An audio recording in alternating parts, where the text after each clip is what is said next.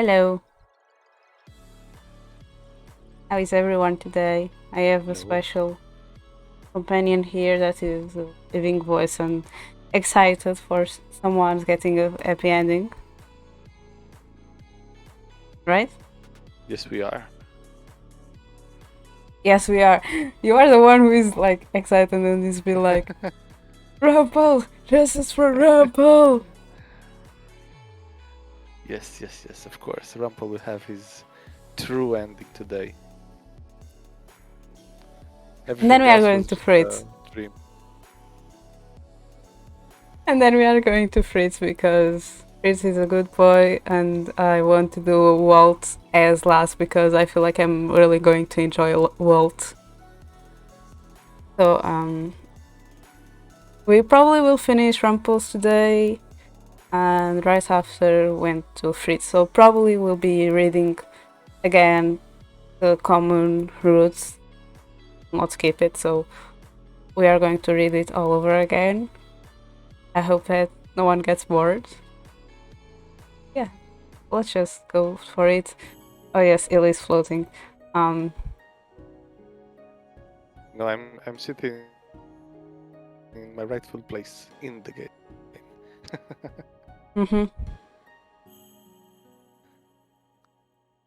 Lower your donut a little bit. I Nom, couldn't. nom, nom, nom, nom.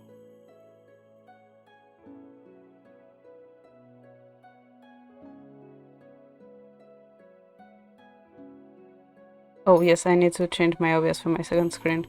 Forgetting.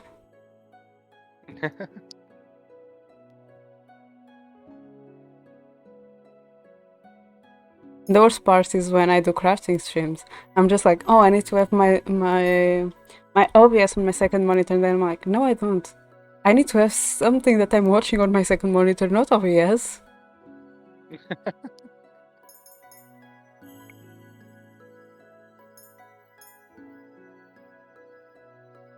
Oh yes, you aren't Rumpel anymore. Oh, what do you mean I'm not Rumpel? I'm also Karma. Oh. Because we discovered that your name was Chevalier in last stream. Oh yes, I'm now Chevalier Dumont. Last night? Where is my mouse? Okay, I found it. Did you like the bouquet? How do you know about the bouquet? Why? Because it was my suggestion. When Chevalier was asking Karma for advice, it was about me.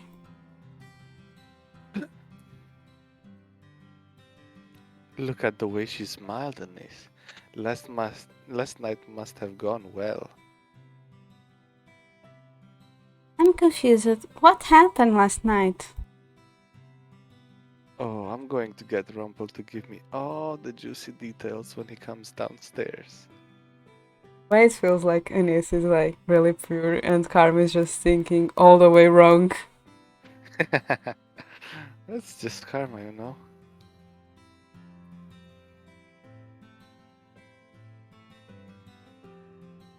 That is Chevalier to you.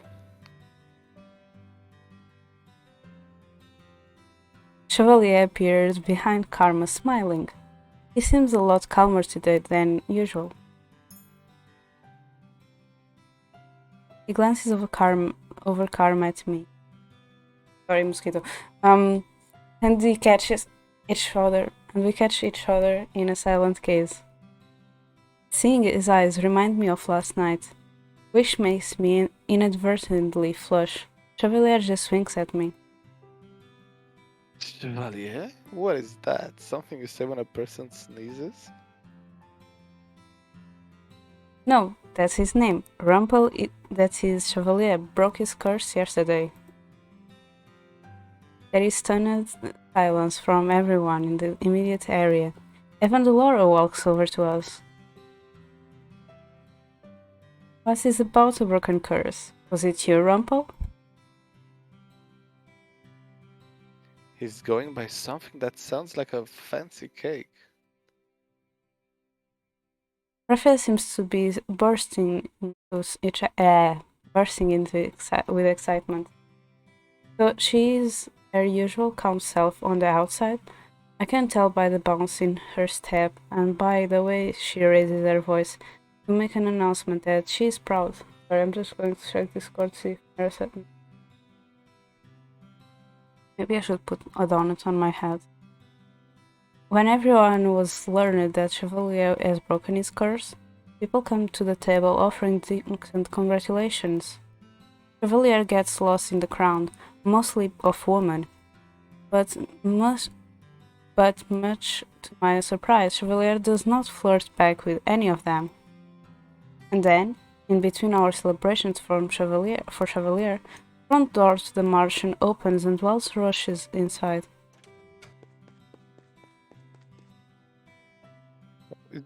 Before I start, it's really funny that Karma said Chevalier's name sounds like a cake when Parfait's right there. Yep. Bad karma. Alright, what's... where are the Laura and Lady Parfait? I need to speak to them immediately. Waltz, you're just in time, we're all... Something has happened at the palace. The room gets quiet at Walt's proclamation. A few people shift uneasy in their chairs. Some try to go back to the conversation. Most people do not care what happened in the palace, but they can tell by the tone of Walt's voice that is bad. What happened at the palace? An uprising.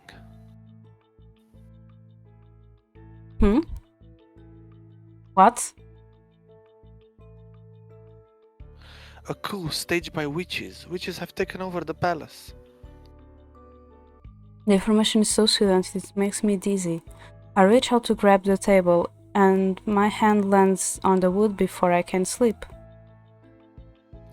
Witches have taken over the palace? An army of them?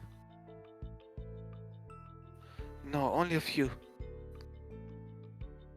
Verena strides across the room, following quickly by Garland. What's this about witches taken over? We have some of the best knights at the palace. There is no way witches could break in under the palace guard. Unless they had someone inside helping them.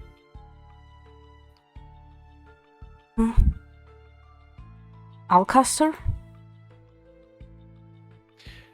No, Miss. Who are you talking about? You know him as Mithros. He uses a different name now. Sir Mithros, the king's advisor? He's a witch? There is no way Mithros is a witch. We would have known. Glamour. He used the glamour. Everything Walt says suddenly gets swallowed up in questions. Green and Garland ask question after question, while others start surrounding Waltz to ask him what has happened to the king and his children. I try to closer to listen, but I cannot hear over the frantic voices in the room. Demetrius? I never trust him, but I never thought he would be a witch.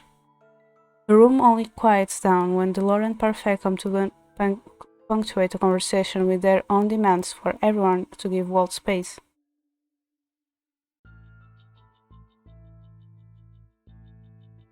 The Martian boarders are all taken into the reception room, where Walt stands at attention, waiting to answer questions.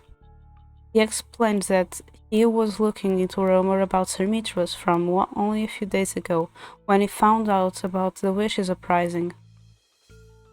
It was a surprise attack orchestrated by Mithras, who let the witches in through a secret entrance to the palace. Alcaster was killed during the uprising. Many knights were injured and are currently being tended to in clinics and hospitals around the town. After his explanation, I feel even worse than I did in the main room. I stare at Walt at a loss. What of Fritz? Fritz? Sir Alcaster's son. Fritz Herald. He was my personal knight. If Sir Alcaster was killed during the uprising, where did that put Fritz? Was he working with Sir Alcaster or with Sir Mitras? Did he escape? I'm sorry, Princess. I haven't heard anything about a knight named Fitzgerald. Was he killed? The thought makes my heart pound, but no, Fritz could not possibly be dead. I have to believe that he's still alive. I feel Chevalier's hand on my shoulder briefly before it slides off. Are any of the king's knights remaining in the palace? If they are, then they've either been forced to turn against the king, or they've been killed. Is Mitro sitting on the throne? No, he usurped the king, but hasn't taken his throne. Waltz turns to me and his expression softens. Princess, feel free to ask me whatever you want. I'm sorry I didn't answer all your questions earlier. I have so many questions, but I suppose I will ask them one at a time. Oh god. This is the part that I would like to do. Maybe there is different things. What has happened to the king and the others? I'm not sure. From what I've heard, the king and his family, your family, are still alive. Never cared for any of my step family, but hearing that they are okay is still a relief. Mitros may be keeping them prisoners for now. What is the glamour about that Sir Mitros uses? Laura steps to answer the question. The glamour is a high-level magic used to conceal one's identity. It keeps even other witches from sensing it. Parfait cast the same magic on you shortly after you came to the tavern. It was to protect you from the evil witches. The glamour can only be conjured by the powerful witches. It sounds as if this witch has been using glamour to hide himself from others. Do you know Mitras? It was a long time ago.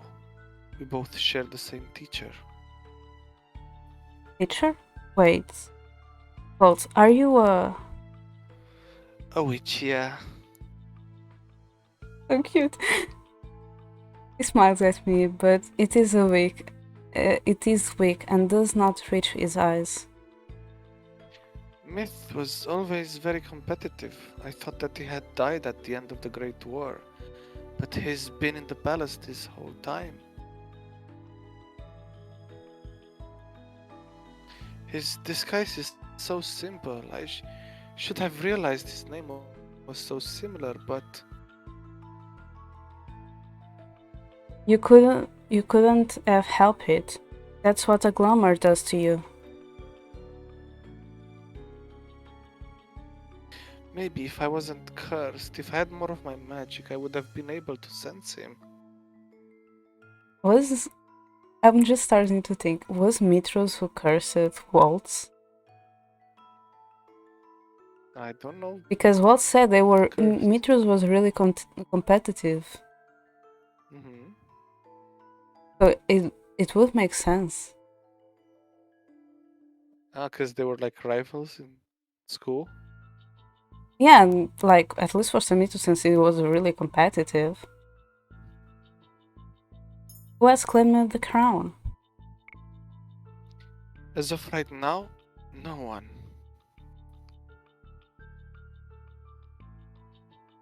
The king's been kicked off of the throne, and Mitros has made a public announcement about usurping the throne, but he does not call himself king. Is he trying to win the throne for someone? Myth has no one left. He was obsessed with our teacher, but she's gone. Maybe he has different alliances now? Parfait's eyes look distant as she stares dismally down at the ground. If my curse were broken, I could charge in right now and destroy him. Walt's expression becomes so dark it seems a shiver. It sends a shiver through me. It isn't like Walt to look so angry. We need to come up with a plan. Even if you weren't cursed, you would still not be able to defeat Mitrus when he has other witches with him. Witches are trickier to handle.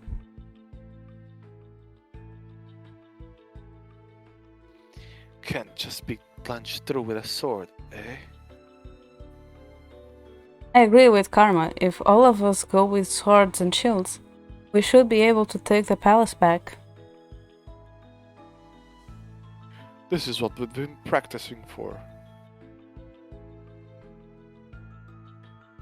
Practicing? Even witches will die if you stick a sword through their heart, won't they? But getting to a witch who knows you're there. But getting to a witch who knows you're there is difficult. I must do something.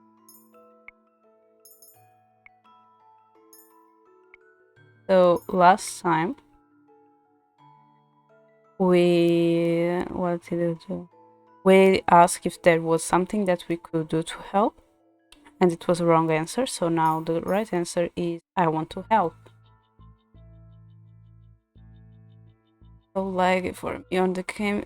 It wasn't even like this before. Why is it so laggy for me on the game?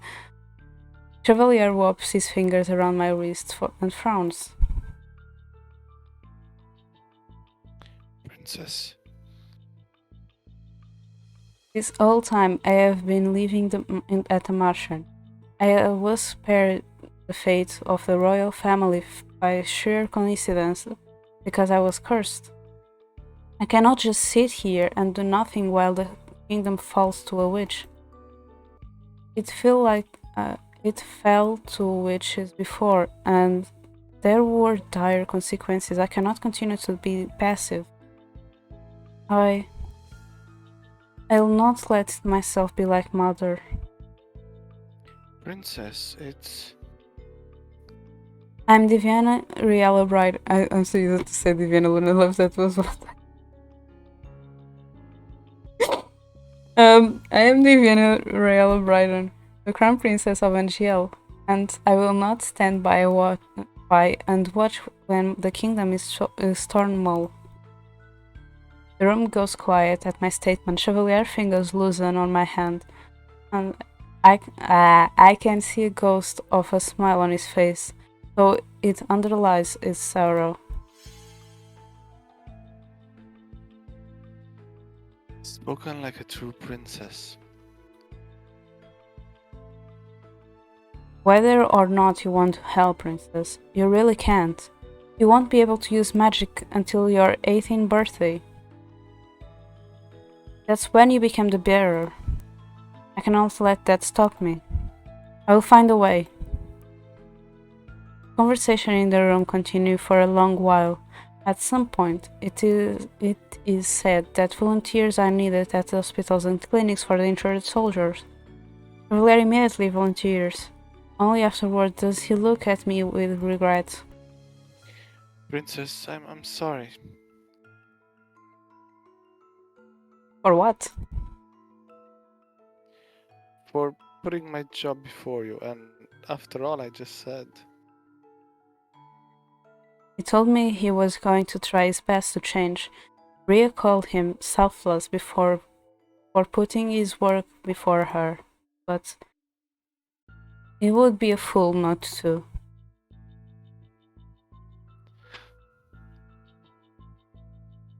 My life is not my life is not in any danger, and there are people who need you more than I do. Do what you do best, Chevalier. Princess Tiviana. I promise you I will do whatever I can to help you as well. As I'm meeting this band, I am left standing there in quiet. The last to leave is Walt, who promised me that he will make things right. I'm going to trust everyone, but I am also not going to stand idle. I will make things right somehow, as in my responsibility as Crown Princess.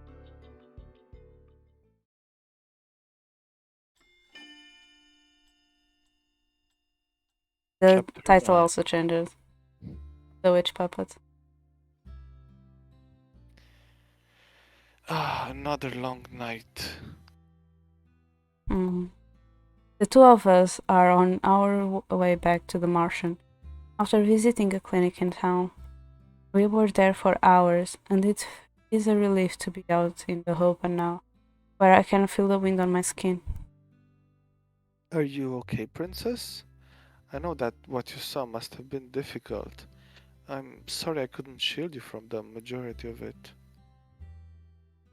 I volunteered to help Chevalier at the clinic part-time, but it is worse than I have expected. Many of the shoulders have severe wounds. I thought that most of the injuries sustained by the knights during the eval were only minor, but I was wrong. Their injuries are much worse. Princess? If it was me, I would have left and throw up if I felt like it, because I know my limits. He reaches out and laces his fingers through mine, then gives me a soft smile as he squeezes my hand. Are you okay? I'm fine. It has only been 1 day since the uprising at the palace. I had thought that there would be less blood. Wrong. Is this what things were like after the Great War?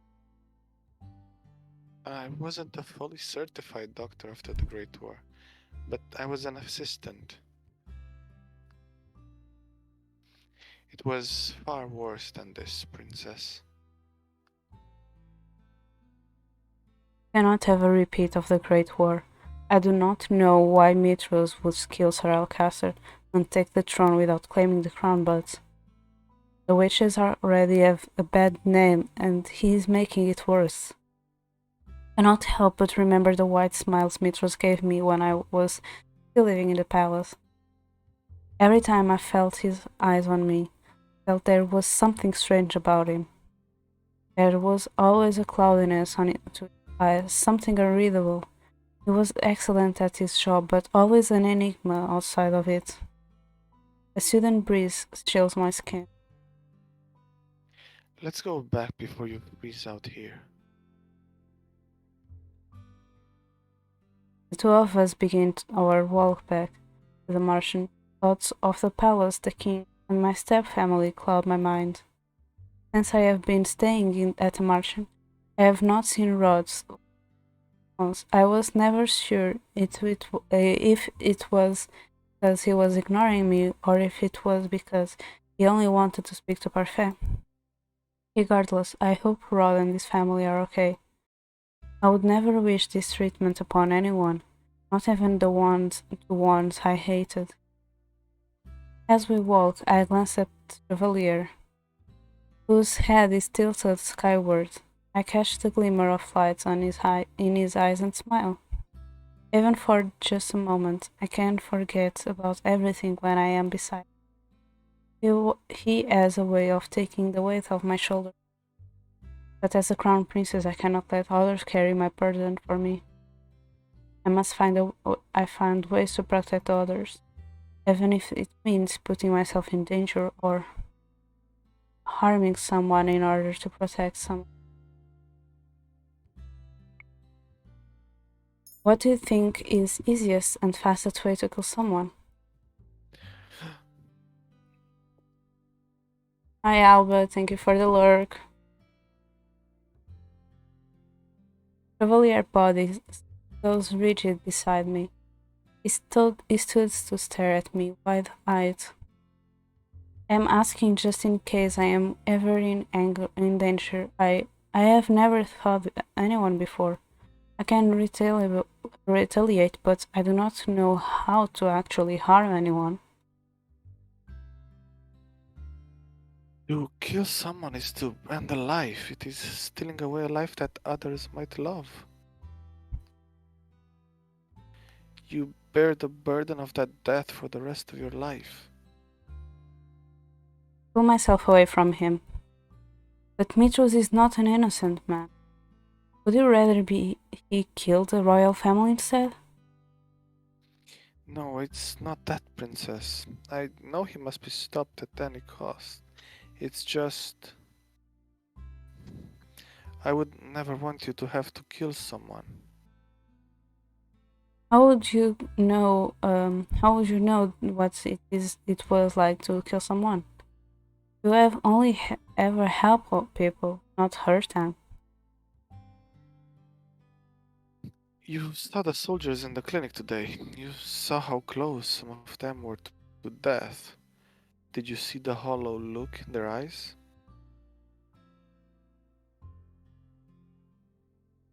I have seen that look many times. It is the look of a man who clings desperately to life. Every life is precious.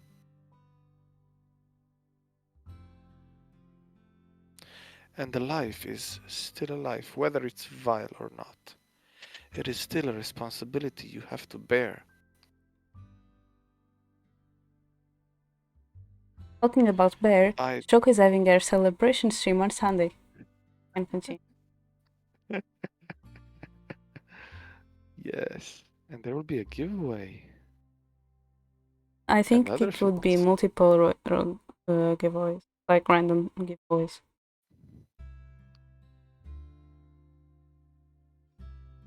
Mhm.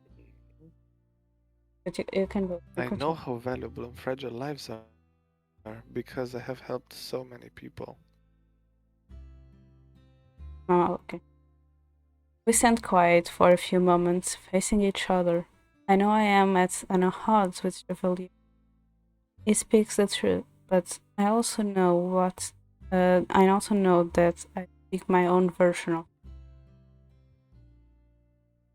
The world is a place where only the strong survive. People are kind, but they will take advantage of those who are too caring.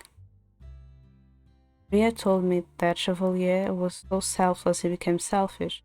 He told me that he never had anything because he gave everything to others. His kindness has hurt others, and I fear that has a likely chance to hurt him as well.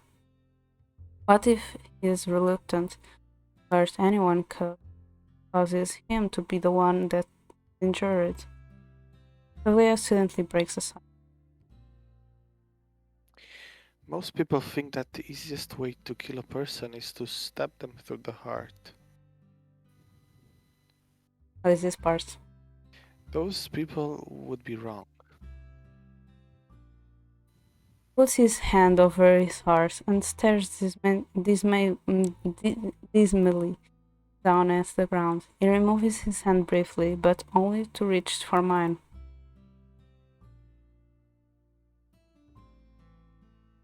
Takes my hand and settles it on his chest, slightly to the left. I can hear the beating of his heart beneath my palm. It is soft and gentle. What can you feel besides the beating of my heart? The ribs? Yes, in order to stab the heart, you'd have to get through the ribs. That is why most of the soldiers in there who got stabbed in the chest are still alive. If you want to quickly heal someone, you have to stab somewhere where it would be difficult to stem the blood from a wound. Do you have any idea where that might be? An egg. Wait, we talked about this before. Please, people, don't take this as lessons. Please don't go around to kill people. Thank you very much. The skin on the neck is thinner, and you have lots of blood flow underneath the skin, going right to your head. It would most likely be easier to slice or pierce something more vulnerable in the neck without running into much resistance. Chevalier raises an eyebrow. Did you happen to pick that up around the clinic? No, I simply guessed it. Then you have a bright mind, princess.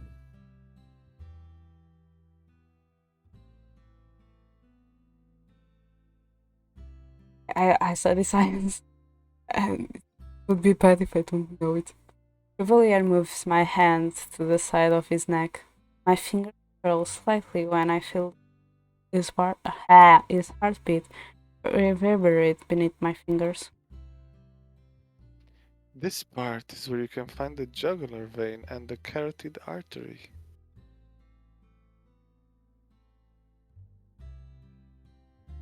He runs my fingers down the length of it, and I shudder. A mischievous smile brightens his face. Not only does cutting at the neck stop blood from going to the head, but it also makes it spurt. If both the vein and the artery are cut, it only takes a minute to bleed to death. Thus, one of the best ways to kill a person would be through the neck. Again, we are not teaching anyone. Please don't do this at home or anywhere. Please. Why are you telling me all this now? Hmm? I was just enlightening a new pupil with an anatomy lesson. You asked me a question and I responded as a teacher. Really, fingers loosen on my head, and I grasp his hand tighter in response. Princess, I don't want you to have to bear the burden of a murder.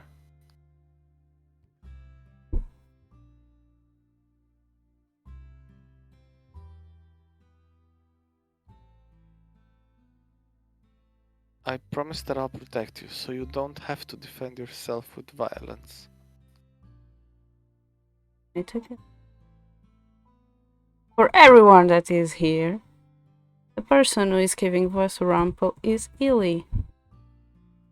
Oh, hi hi. Go check him out, please. Totally not threatening all of you.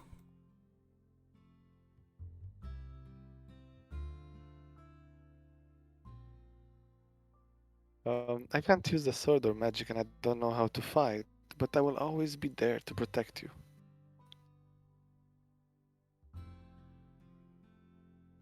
I may not have an abundance of muscles beneath these sleeves, but I am a doctor.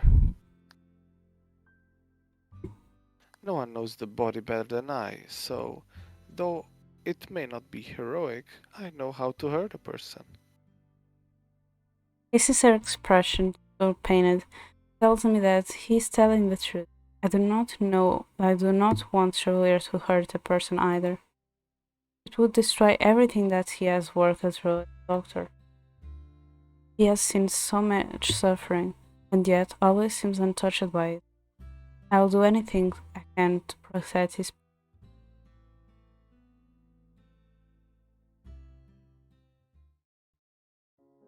The mansion was quiet when we returned. Everyone had already disappeared to their rooms, and so I went straight to mine.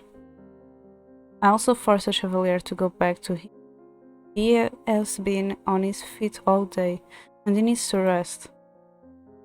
I plopped down onto my bed. As soon as we returned home, I glanced briefly to the side where Chevalier's bouquets in a vase Parfait had given to me. Who is it? Okay. I mean, You've returned. Raphael looks paler than normal. I realized with the start. The Chevalier did not stand to her at all today. Don't look at me like that. I'm fine. How are the soldiers at the clinic? Not good. Many of them have gravely wounded. Some said they remember magic, others say they do not remember anything at all. Ella falls over perfect expression as she sighs.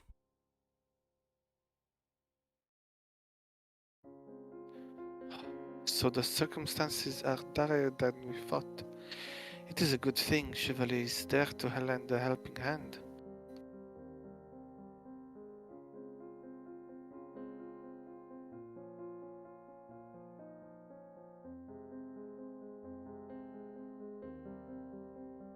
Sorry, I'm just checking on Mara. Mara can't be here because paperwork and life sucks. But I'll put. I have something to represent her. Where am I? I will put an asset on my head again to represent Mara's. Mara will be here in spirit.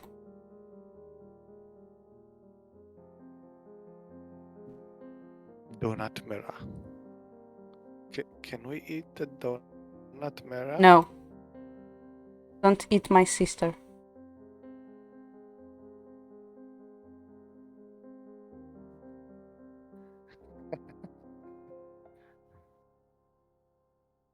There, Mara. That's Mara.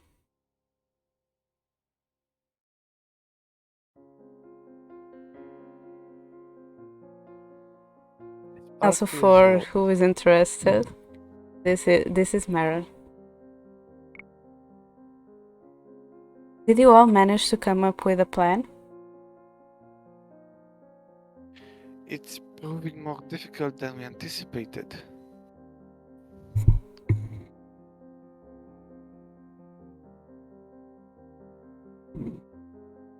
Sorry.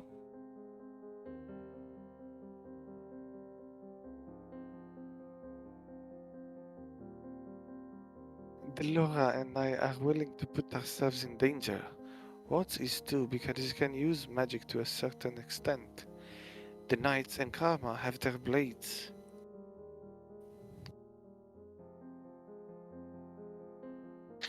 But Chevalier, I do not want to involve him in this. because you're worried about him.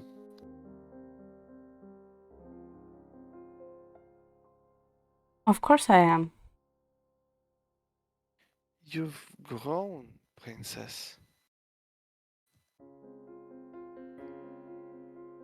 You remind me of a younger Hildir. Hmm? Back then, Hildir was both calm and resilient.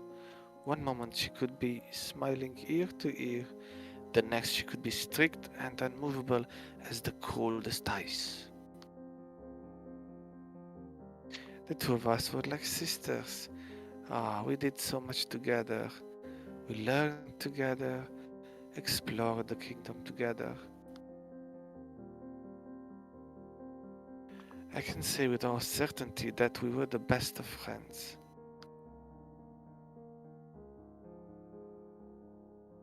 And then the fairy tales happened. When Hildir killed the first human, she was corrupted. Her darkness swallowed her whole. Do not remember a time before Mother was corrupted, and so I cannot imagine the woman Parfait describes. I know the old Hildir would have wanted to show you the beauty in things, princess. She would not want you to suffer. I'm sorry you became so embroiled in things. It was inevitable. Gloria hadn't cursed me, then I would still be in the palace. and I would be just as helpless as everyone else. So while I'm out here, I have the responsibility to help everyone. I touch the incomplete class sleeper at my neck. I still haven't even gone 3 good deeds. Don't look so sad. You will complete your 3 good deeds and things will go back to normal. And of course, you still have friends here when you return. And come your 18th birthday, Delora and I will teach you about magic. Words is eager to help too. What wolves? But for now, our top priority is a plan. Rest easy, princess. Things will work out. Ow. I bumped my elbow. Ma- It is hard to believe that this problem could be with, but I will try to believe. When Parfait leaves, I am left my own thoughts. Hope everyone at the palace is okay and that they can hold on until we came up with our plan. But I feel like we are already running out of time.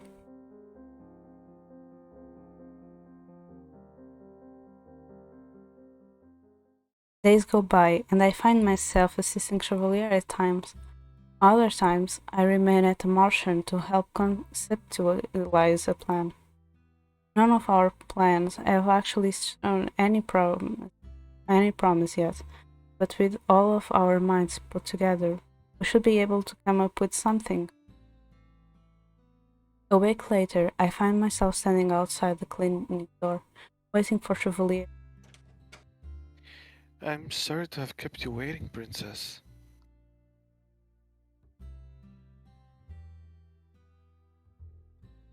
You can't drop the title, you know.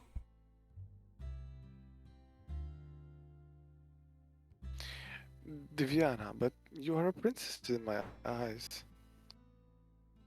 Yes, but you do not need to address me by title. Just by my name is fine.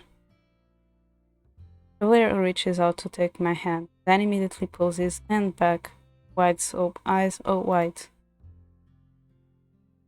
Ah, I forgot it. Forgot what? The medicine that I needed for Parfait. Give me a moment, Diviana. Chevalier plants a quick kiss on my forehead before running inside. I stare at the stars as I wait. I turn, but I see no one walking around the plaza. I inch closer toward the door of the clinic as I take another look around. Boo. Huh? I suddenly see the silhouette of a man. He takes a few more steps toward me, and then stops in front of me. Oh, it's lagging. I recognize him immediately. His appearance left quite an impression on me the last time. Out at night by yourself? Certainly you know that wolves prowl the streets at night. What do you want? Hi, Sugar. How are you? And Hello, thank you for the Sugar. redeems. Yeah, let's Russian hydrate. Also share.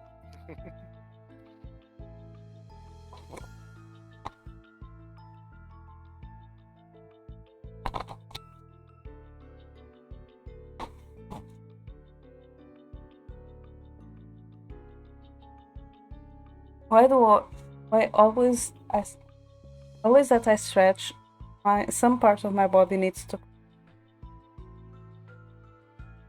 Why that always happen?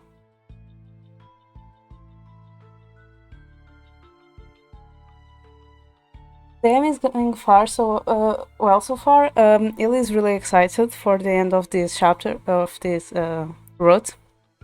We are like we are in almost at the end chapter, and since Illy grew a love for the character route that we are on, is really excited for the good ending. Yes, Rumpel shall have his justice. I take a step back and press myself to the door. I reach to the door handle, but the man reaches out a hand to grab my wrist, holding it to the door.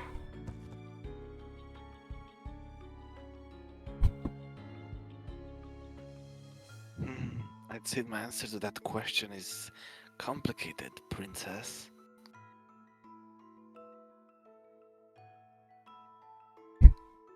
Hi, Kobe. Catch again, Illy. No. I am an evil wolf man. I listen to no one. Illy? Scratch.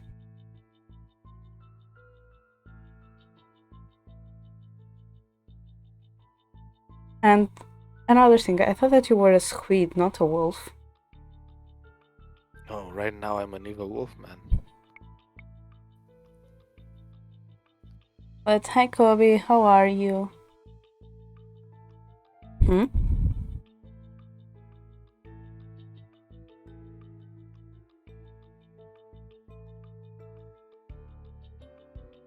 By the expression on your face, I must have hit the nail right on the head, eh?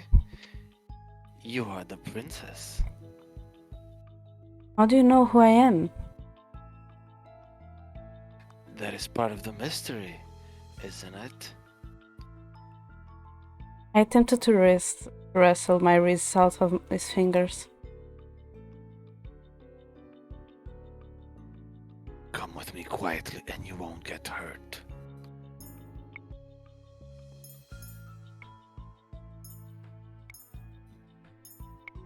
The last time we go quietly, and it was the wrong answer, so now we scream. We let our lungs do the job for us. I refuse to go anywhere with him.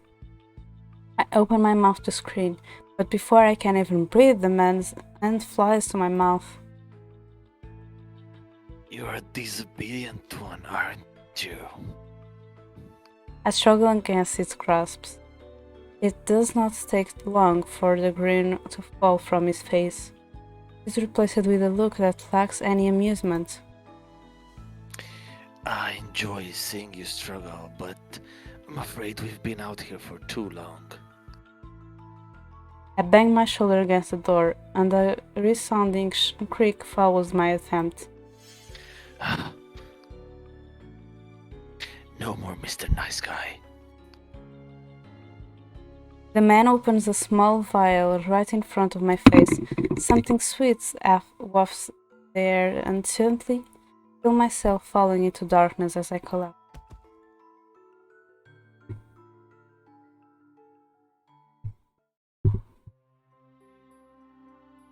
Where am I? I glance around me. My room? I look around cautiously, checking to see if anything in my room is different. The last time I was here was before I was cursed. How is it that this room is the same? Sleeping Beauty has awoken. I move to stand up before realizing that my legs are numb. Shame to see you so easily tamed, princess. And here I thought you would be fun. I glance up to look at the man, who is now standing right at the bedside. How do you know who I am? Are you a witch? A witch? Me? Haha. He burst into laughter. I would rip the witches to shreds if I could. If you could, then you are cursed. The man simply smirks at me, but says nothing in response. He brushes the words aside with a gesture of his hand. Are you working for Mistress? Probably. I glared at his vague answer. My name is Varg, and I have been assigned to be your personal knight. I already have a personal knight. Oh, you mean Fritz? I got rid of him. Huh? You? No playing with the queen's daughter, Varg. Why it needs to be pretty and evil? Mitrus enters the room. Now he If stands evil, in why the so doorway. hot? That was Shoko last time. That was Shoko last time. But I think that she said sexy instead of hot. Now he stands in the doorway, eyeing the both of us with a smile that he is so oddly reminiscent of his usual one that he Mitrus. Princess, you look more and more like your mother every day. Why, the scowl on your face is almost a perfect reflection. He moves to stand in front of me. At the same time, Varg begins to take slow and careful steps to the edge of my room. What have you done with everyone?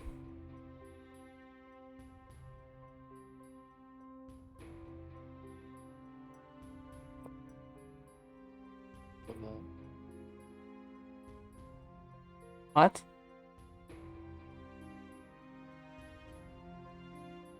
Is Discord dying? The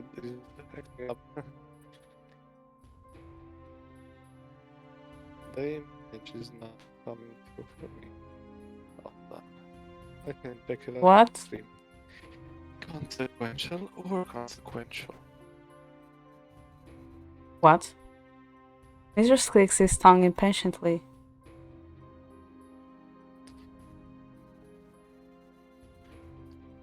Inconsequential or consequential people? I narrow my eyes at him.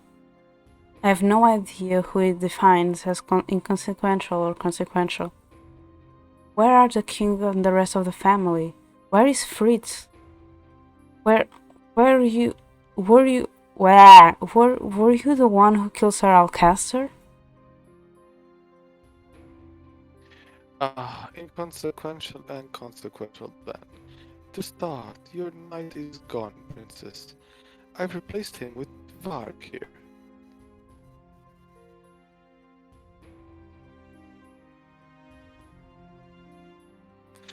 And Alcaster?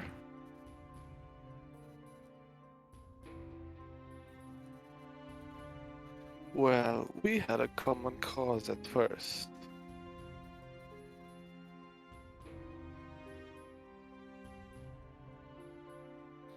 We both wanted a crown.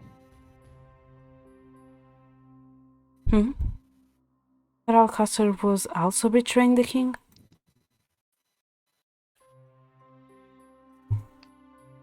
But Alcaster was a brute. He wanted to needlessly kill the royal family and steal the crown for himself. At first, I had thought he was calm and calculating.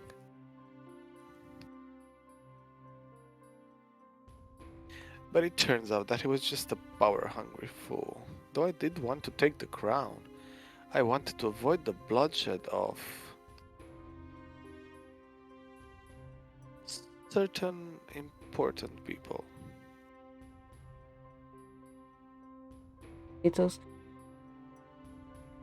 Mitro smiles at me. It is a look that makes my blood run cold. So, I disposed of him and the rest of his knights. Oh, but don't worry, princess. I assure you that your family is resting in their rooms, just like you are resting in yours. What? Do not worry, you will see them shortly for dinner. I have my doubts about Mitro's story, but if what he said was true, then Sir Alcaster wanted to kill the royal family and Mitro saved them. But then, He decimated the knights and took the royal family hostage. Why would he do such a thing? They're prisoners then. Prisoners in their own home? Nonsense. We're all just awaiting the Queen's return together. The queen? No, no!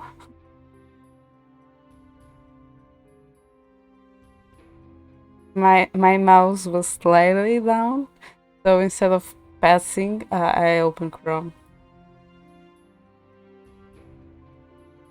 Slowly, I feel pieces begin to fit together. Queen, cannot be talking about Ophelia. Laura, do you think witches are capable of bringing back the dead? No. Mother is dead. Is she really? Can bring Mother back from the dead?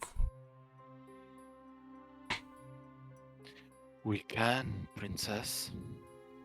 Wait, I just noticed now, there is Cinderella here.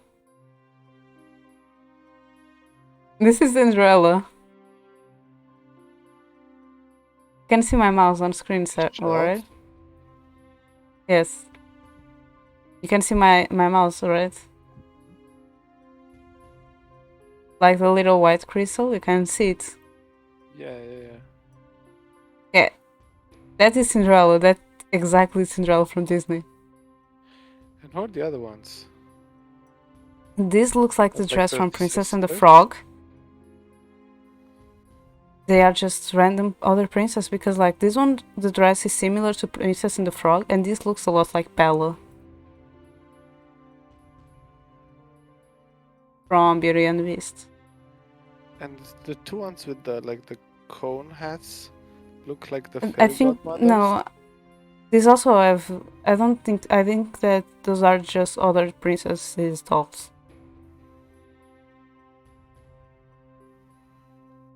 Ah, okay. It feels like it. I just noticed how random that look at a lot like Cinderella from Disney. We. The Queen has been resting for a long time, waiting for you to gain your powers, so that you can help her escape her prison. You are not making any sense. I struggle to keep my words from faltering. How is Mother alive? And what does he mean by prison? The Tenebrarum is the Queen's prison. It is linked to the Queen's power. Though others presumed she was dead, the Queen sealed the last of her powers inside the crystal. All she requires is your power, Princess. My power? When you become the next bearer, you will have the ability to release the Queen from her prison. My birthday is in a week. This is when I meant to take the responsibility of becoming the bearer. The Parfait lore never went into more detail behind that. You'll finally get to see your mother again, Princess. You cannot quite take in everything he has just said. However, if Mitrus had approached me before the curse, I would have helped Mother in a heartbeat. But it was Mother who was the last Tenebrarum bearer, and the one who brought darkness to Angel. I once believed that Mother was the only person who ever loved me. Now I know that I was wrong. She shuttered me from a world that I should have known. This feels like a lot of Rapunzel, like, you took me away from people who could use me by my power. Mother knows best. Listen Yeah. to your mother. Yeah.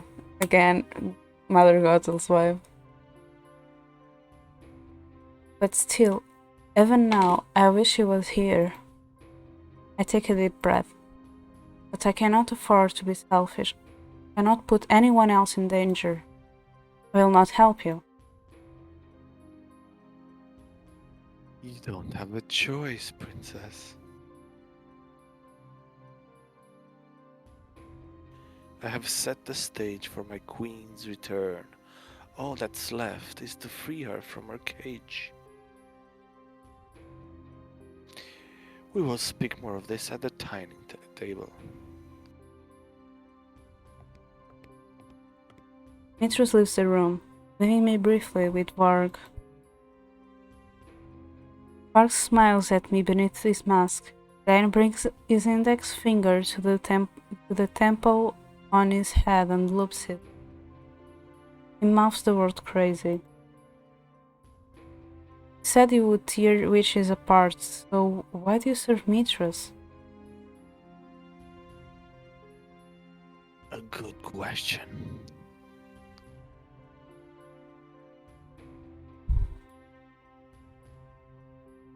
You are not going to answer me. How perceptive of you, princess. He smirks at me before following Mistress out the door. I once again left by myself in the room. Everything Mistress just told me swirls through my mind. My mother? Alive? And we killed everyone only to take the crown. And they killed everyone only to take the crown to keep it for her?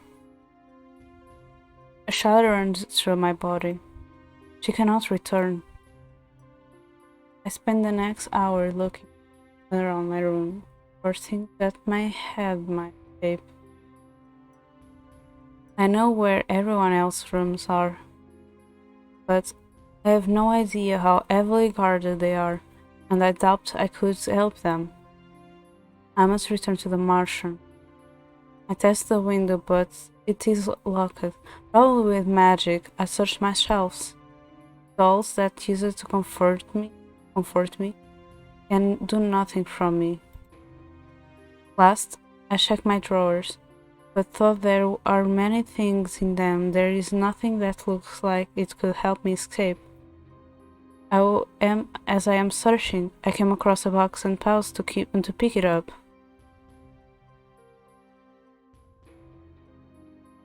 I remember this.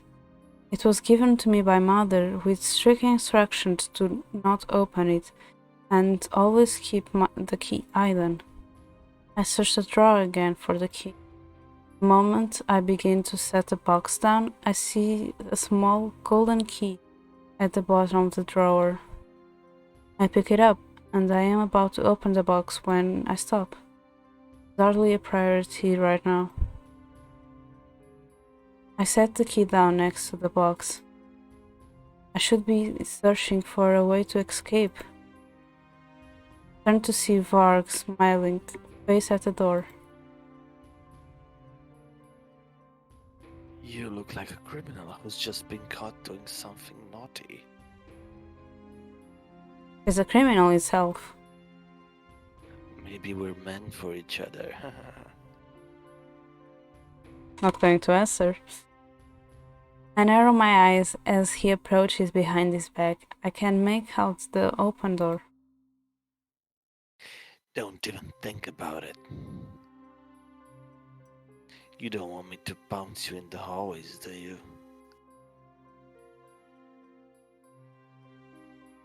That would be unpleasant.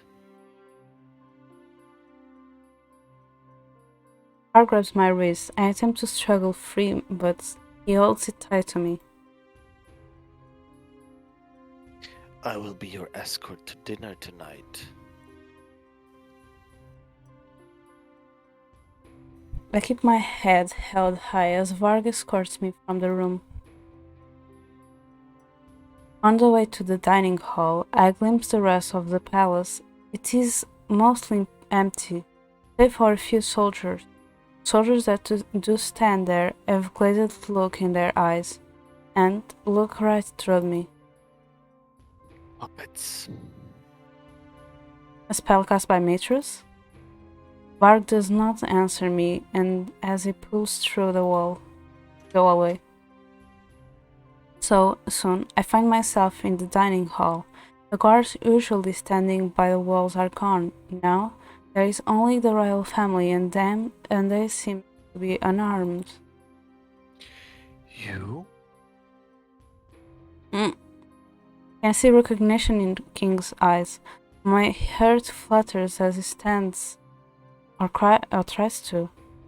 He manages to rise, but only just barely. I notice that his feet stay firmly planted where they are. Everyone's body looks exceptionally stiff. Is this some kind of spell? You are the girl that was outside my palace months ago. Mithras, what is the meaning of this? I notice that the king is not at the head of the table as usual. Everyone sits on the table sides, except for Mitrus, who is at the far end. The king's seat, however, is clear. I simply brought back the crown, princess. You should be thanking me, Gennaro. I have reunited you with your daughter. My daughter? King raises an eyebrow, clear spectacle. I can see in his eyes that he is loath to trust anything Mitrus has to say. The king slumps in his chair as Varg leads me to the seat just beside Rod. I notice Emmeline sitting just to Rod's side. She forces a smile onto her face, but I can see tears gathering in her eyes. Allow me to offer a more formal introduction for our guest, even though you all know her. Her name is Diviana Ariella Britain, and she is the crown princess of Angiele. And your blood daughter, Gennaro. The king looks at me again. This time there is more uncertainty in his gaze. Prince Rod will tell you, won't he? Rod?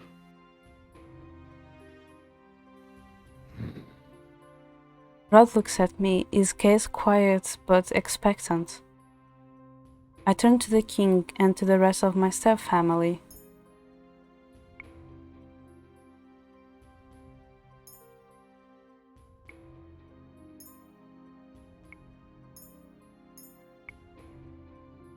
The next time we say it's nice to meet you. And it was the right one. There is no point in trying to convince the king of my birthright here and now. I would only confuse him more, and now is not the time or place. I glance at Mitrus, who is smiling at me expectantly.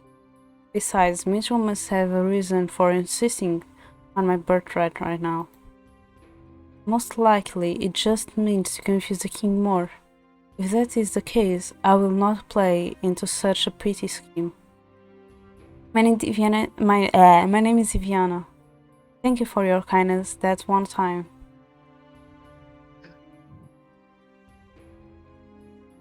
Rod looks shocked.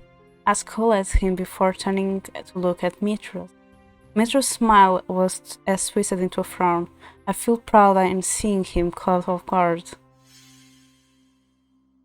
Viviana, what are you doing here? Gennaro, she is undoubtedly your daughter. That is why she's in the room that you have been taking care of. What? The king's eyes widen. He looks at a loss for words.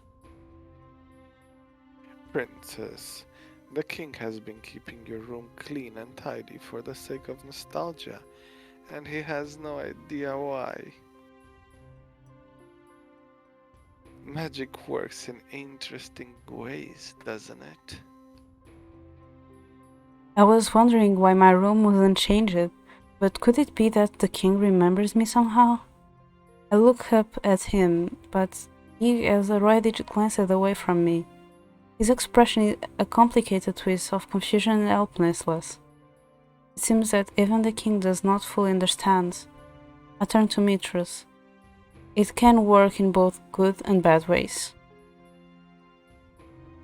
Ah, yes, the fairy tale curse is terrible, isn't it?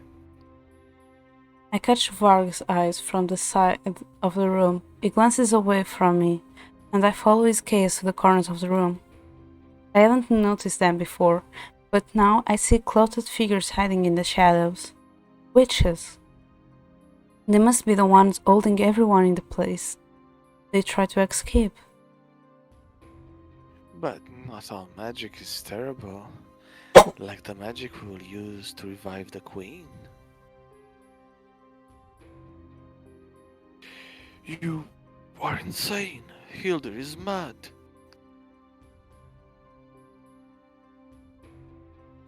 You have no right to refer to her by name.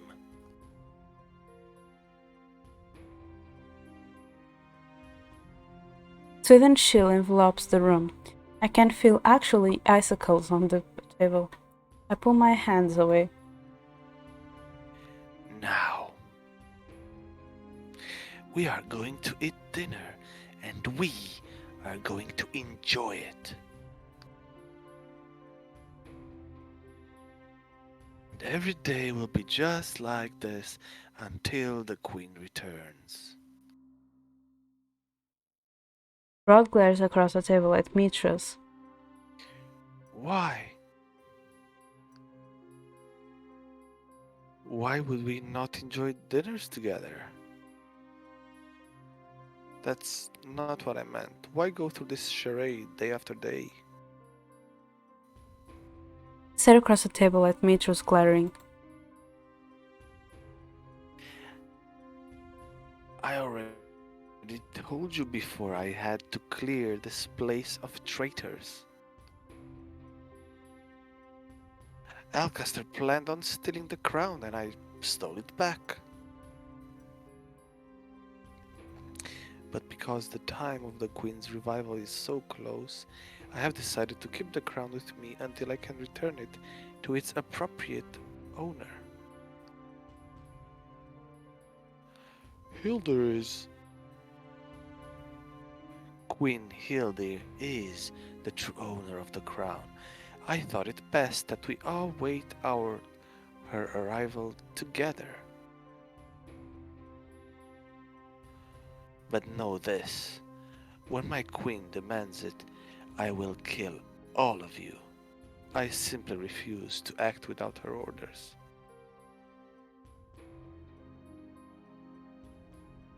This time, guards come into the room with food.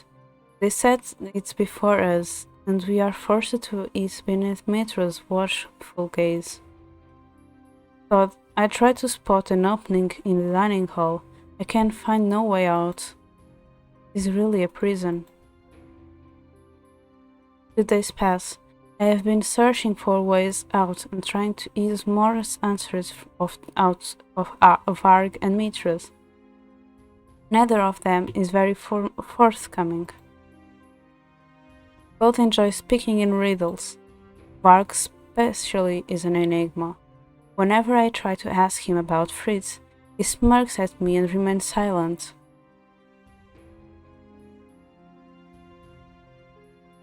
What? Not going to try ask me any questions tonight? I'm not going to get any answers from Varg, and it is almost my birthday. I need to find a way out of here. I'm disappointed. You're the only fun I have in here, princess. Maybe if I am quiet, he will leave me alone. If you're just going to be quiet and sulk, I guess I should be going. Remember, don't try anything funny. There are knights just outside your door. Varg bows mockingly. He leans down to pat me on the head before he turns and leaves. Cannot give up. I once again begin my search through the room. Time is running out. and there is nothing that I can do besides searching for a way out. Thank you for the headphones, Illy. But I know that if I leave the room, the knights will catch me immediately. If I had a weapon, I might stand a chance. I put my fingers to my neck and remembered that what Chevalier told me about it before. Sleep. Sleep. Oh no, I remember. I should have been the one saying it. Sleep. Because I remember who it is. Huh? The sound comes from outside my door. It's a woman's voice. The door opens and suddenly Chevalier and Laura are both in my room. Princess. I am startled to see Chevalier standing before me, his eyebrows drawn over his eyes with great worry, and beside him stands Laura with her arms crossed. Well, aren't you a sight for sore eyes? We're here to stage a daring rescue. I reach to Chevalier and wrap my arms around him. He puts a hand on the small of my back and smiles down at me. We're going to get you out of here, Princess. How did you both get in here? With the power of magic. Romantic, even at a time like this?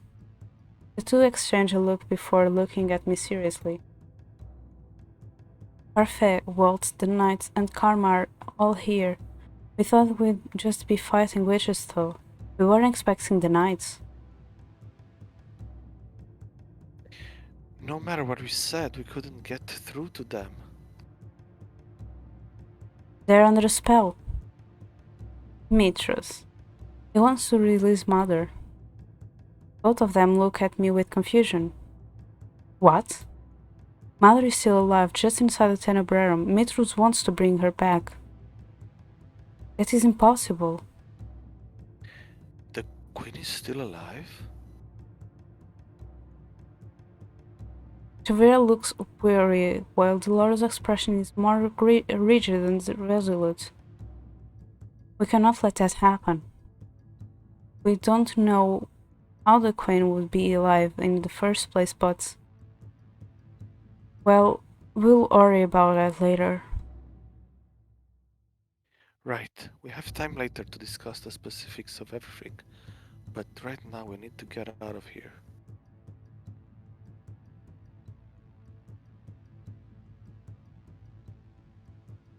Right, everyone is keeping the guards and Witch is busy for you, Princess. I'll distract Mistress. Chevalier, I'm counting on you to get Princess to safety. That's why I'm here. Princess, can you guide me through the palace?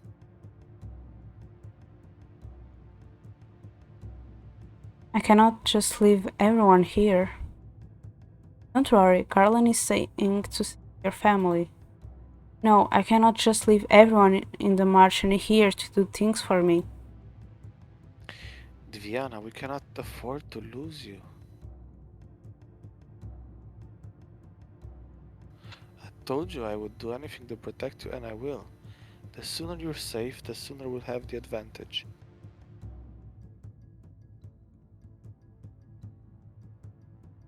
You are the legitimate heir to the throne and the next Tenebrarum bearer. You cannot let yourself remain in Mitro's hands.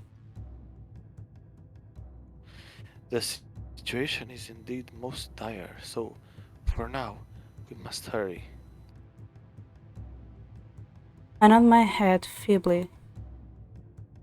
Without another word, the three of us head toward the door. Laura exits first and stops immediately. I almost run into her. I glance through the doorway and see Varg waiting just outside, holding a blade across Laura's neck. Laura holds up her hand and deflects the sword as it slides harmlessly past her neck. Varg slides away, still holding out his sword. His usual smirk is half-hearted at best. Get out of our way. You're awfully demanding, aren't you? Pretty please? No can do, my lady. Shame. Looks like I'll have to destroy that pretty mask of yours, along with everything else underneath.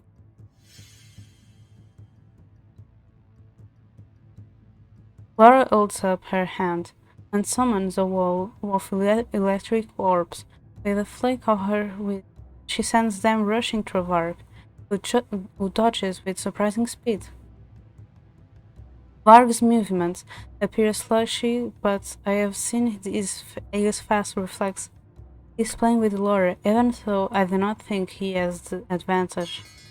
He drops the sword, and for a few moments I feel that Laura has the advantage. Then, suddenly, he raises the can, usually holds at his side, and taps on it on the ground.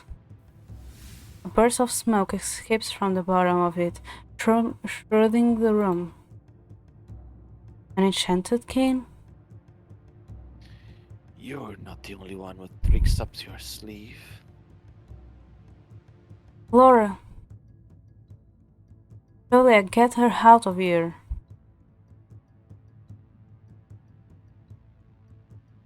Let's go, princess. Julia takes my hand in his and begins to lead me away. I turn to glance back at Laura and Varg and realize that while Laura is completely on the offensive, Varg does anything but dodge.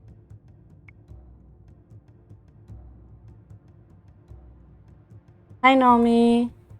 Aren't you playing with Zeph, Denka and Cronus? I know me. And thank you for the redeems.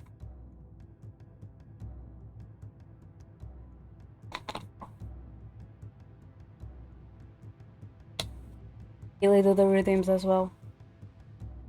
No. Do it.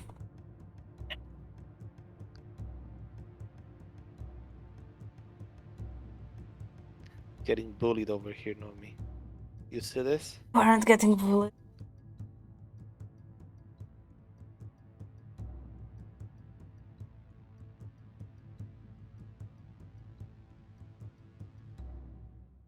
It is as if it's trying to buy time or something. I banish the thought from my head as Chevalier pulls me down the hall. How rude. Haven't you heard of chivalry? I spot Karma still in his dress, holding a sword. I want to see. Holding a sword out of the man in front of him.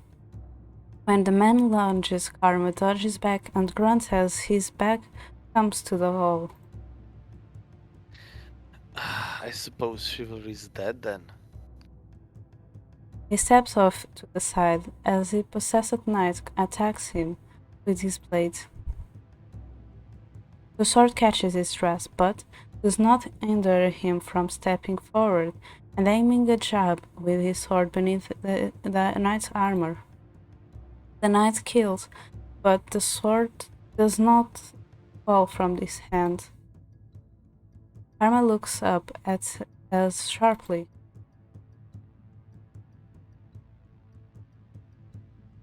What are you doing just standing there? Move.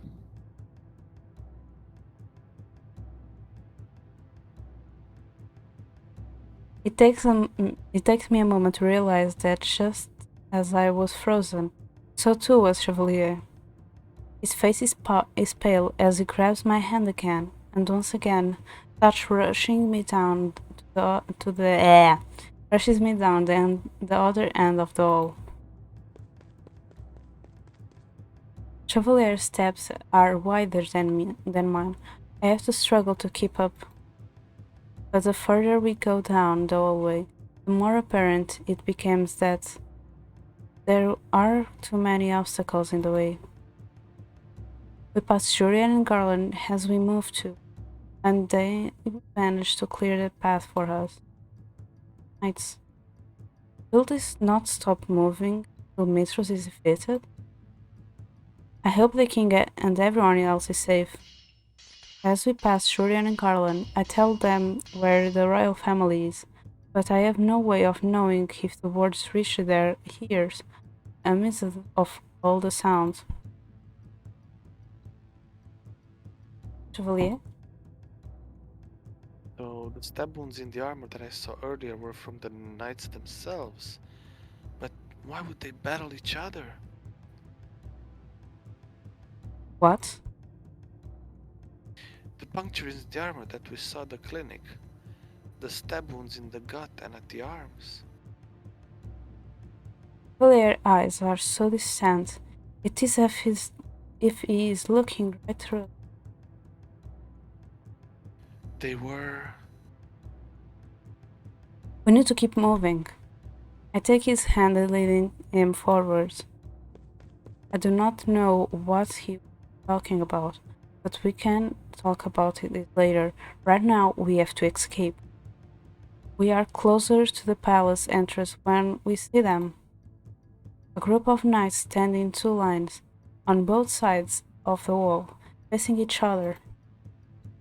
At the far end of the hallway stands a gaggle of witches, and in between them, Mitros. Sorry, I need to save. This is going too far.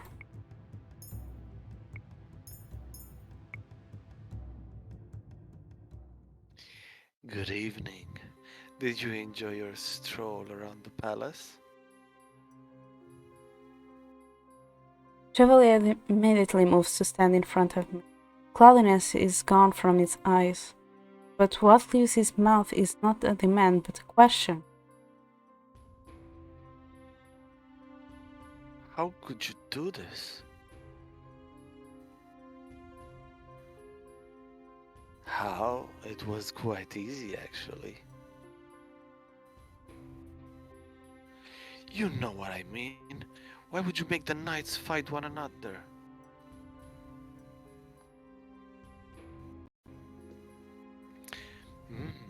What a foolish question. Obviously, it is because they are inconsequential.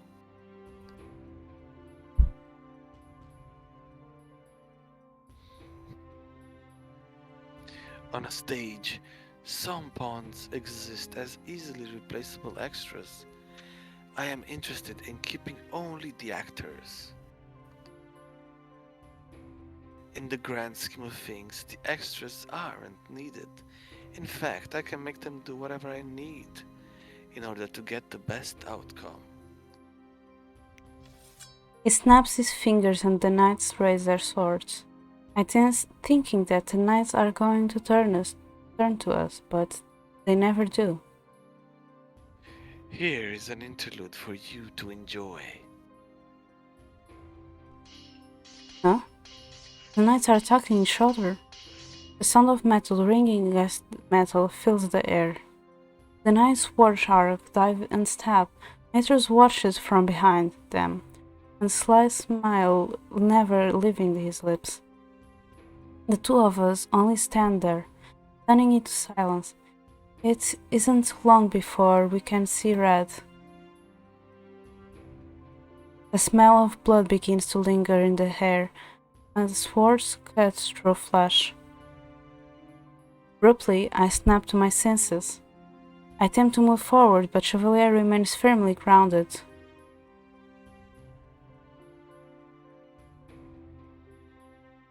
Chevalier? I heard many things about the doctor working at the clinics. I heard that he was a volunteer who had assisted in helping the injured during the Great War. I also heard that until just recently, he had been cursed. I knew immediately upon seeing you that you were that volunteer. I suppose it is unavoidable that you and the princess know each other, but to think you would be so close. Chevalier just stares blankly ahead. He looks almost like he is under a spell, His eyes are glazed. I continue to call his name. His eyes follow the sword movement of the knight, and it does not even spare me a glance. Have I unraveled the doctor?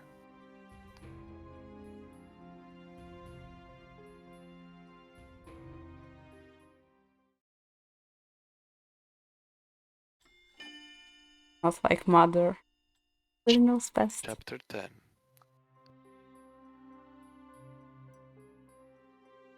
Chevalier don't listen to him. You see, this is completely different from the other, and the title is different, and we can skip. Oh? Sorry, can proceed. Oh, it's new. That's what you mean. Yes. Yes. Just look at all of these men you cannot save. All of these men dying before your eyes.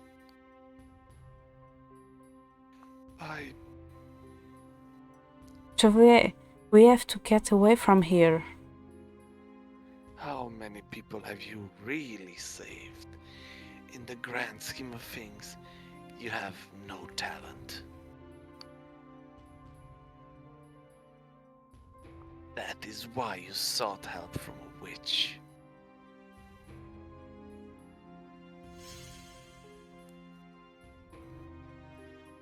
Mitro's voice is oddly calm, and I can feel some sort of presence in the air that is different from normal. A knight plunges a sword through another gut, causing him to lose his sword. The sword skitters across the floor, gleaming underneath the moonlight. I look desperately at Chevalier and realize that the magic is already working its way into him. He does not see anyone except for Mitros, who is still smiling at him from behind all of the knights. I glance at the sword, remembering what Chevalier told me. Mitros is under guard right now, but I have better judgment than that. I told Chevalier that I was going to steer clear of the burden of taking someone's life. I have a promise to keep.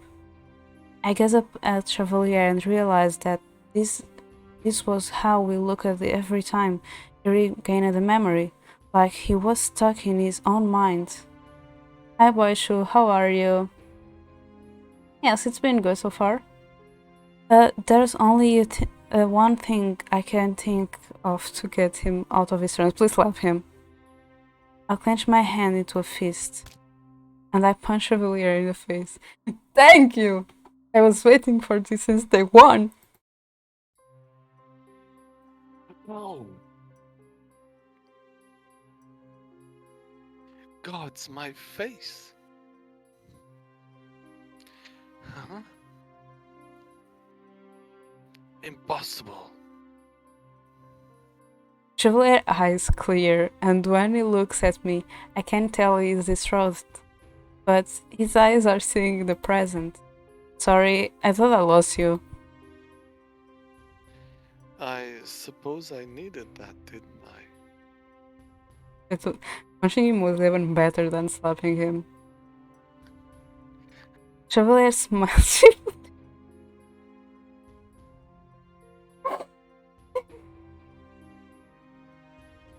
I can feel the anger coming from I guess the anger. you're winning as well, not just Rumpel. I can feel Illy is getting angry at me. Sorry. Sorry. Nah, he did deserve it. Not now, but before.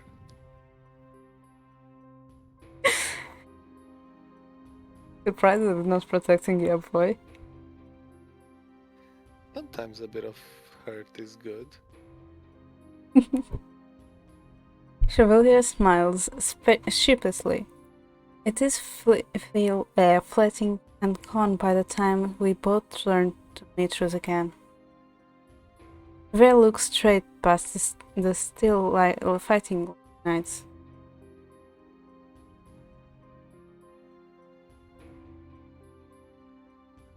Okay, boys, show have good games.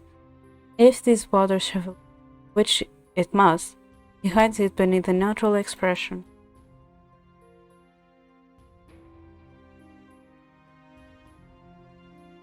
How did you break my spell? You cannot even use any magic. She didn't break it with magic, she broke it with the power of love. Uh-huh. I stared at And him fit. spectacularly. I stared at him spectacularly. We both know that it's not true. I know Chevalier well enough to know that he does not mean that. But Mitro looks furious. Love, huh? As if some fairy tale love could save you from this predicament. Princess, you're a witch. We feed off negativity, off of chaos and loathing. Love serves us no power.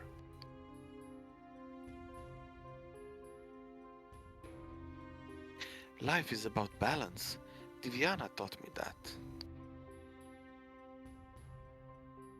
And though I might not be able to uphold a balance of negatives and positives myself, I'm at least going to try.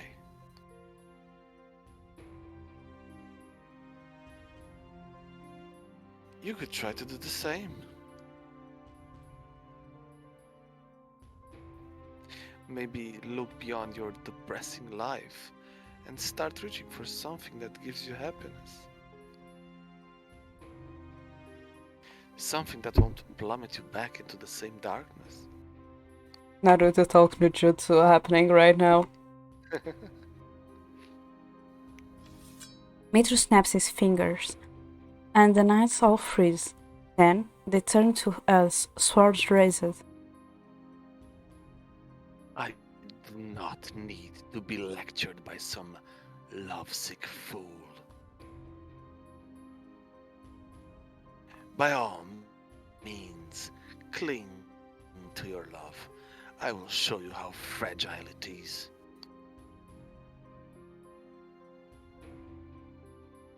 Witches do not need love. Well, love would be better for you than your obsession with our mother. Just saying. Mitro holds out his hands, and the knights begin their steady, deadly march toward us. Chevalier takes my hand and pulls me back, but I see my opening in narrative. Mitro enjoys flicking pain with his words, and I can do the same. You do not need love. You do not need affection. Then why are you doing all of this for mother? I am not. You are doing it to be recognized. Why? Every student wants to impress their teacher. His words are calm, but there is desperation in them. Mother was Mito's teacher? I thought he was just reviving her as another witch, but... Do you know Mitras? It was a long time ago. We both shared the same teacher. And now you know that Walt's teacher was our mother. So Walt also knows your mother. I kind of figured Teacher? it when he was talking about it. Wait. Walt, are you a... Yeah. A witch, yeah. Because like this is what we talked about last time that we did the game. Because Walt said that he developed an obsession with their teacher. But this part never happened, but we kind of put the pieces together because we see how obsessed Mitros was with our mother. So we kind of knew it, but here we have a confirmation. Waltz was mother's student? No, I cannot think about that now, but I can use this to my advantage. I do not remember mother's students in the list, but one of them turned out right. The other did not, and I can see the bitterness in you. Is it the same bitterness I held Only yours goes deeper. You will not sway me with your foolish words. The knights begin to rush us. Their run is more of a pathetic shuffle, given the armored state that they are in. But this does not slow them down. We're going to run. But trust me, princess. I will protect you no matter what happens. he grabs my hand and we wait. I can see Chevalier's eyes darting around as he searches for an opening. I can feel the pulse of his quieted heartbeat through his hand, and I know he is panicking.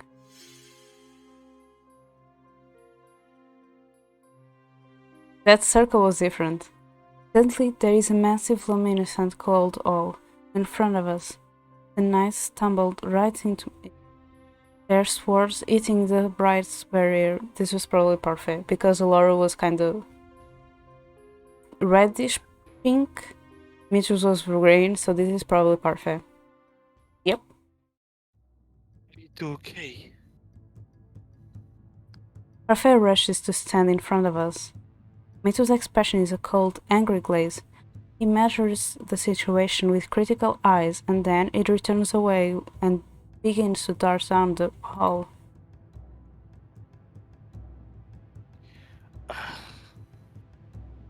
Perfect collapse to one knee, arms still outstretched, maintaining the barrier.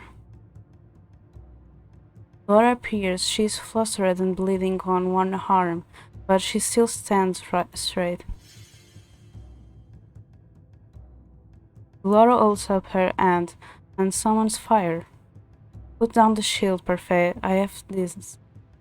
Parfait releases the shield, and the magic projectiles shoot out at the knights. The two edge the knights back through the wallway, but I can see Parfait growing weaker and weaker by the moment. Parfait takes a deep shuddering breath as she tries to stand. When she falls yet again, Chevalier takes a step forward and looks at her urgently. Parfait.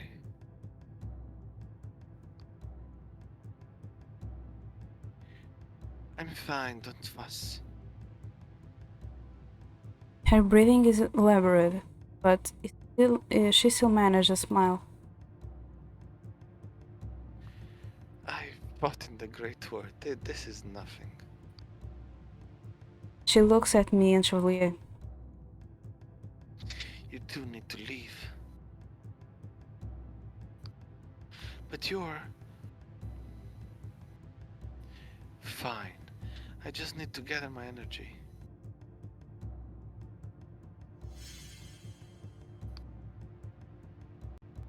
A spell from Dolores sends the knight sprawling to the ground after she creates a heavy downpour of rain that quickly turns into ice. We to keep going. The entrance is clear. I notice the witches that had been standing behind Mitra's approaches now. Dolores stands at the ready. I can tell that she is hiding a great amount of stress behind her smirk. Parfait slowly gets to her feet. We fight together, Delora. There's no one I'd rather have fighting by my side, Fate. Oh, they even have like little. Oh. Sorry. Fine. Come on, princess, while we still have an opening. We head around the side.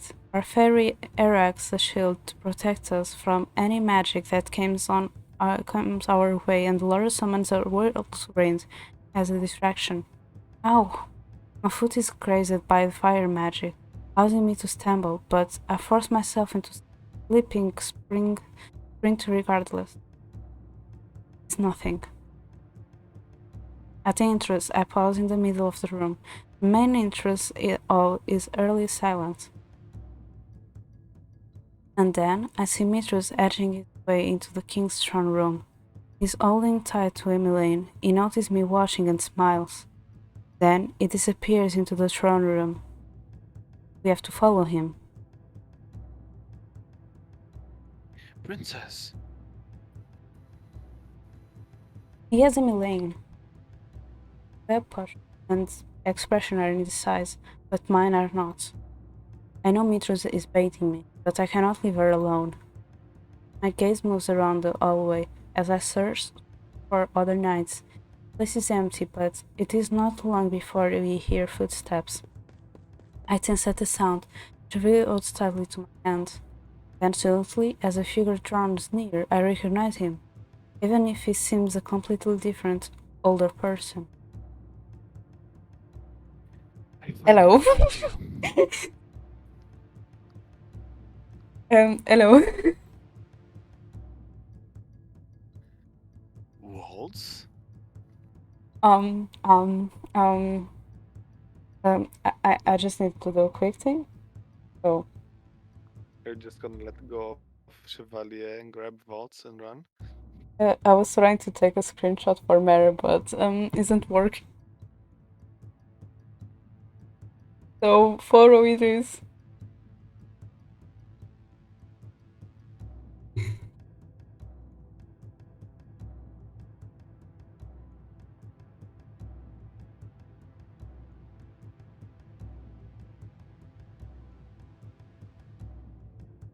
Got it.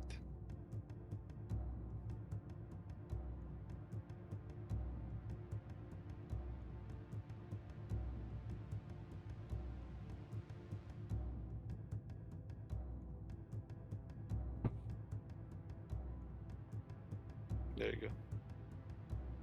You broke your curse? But how? Cavalier stares at him in a way.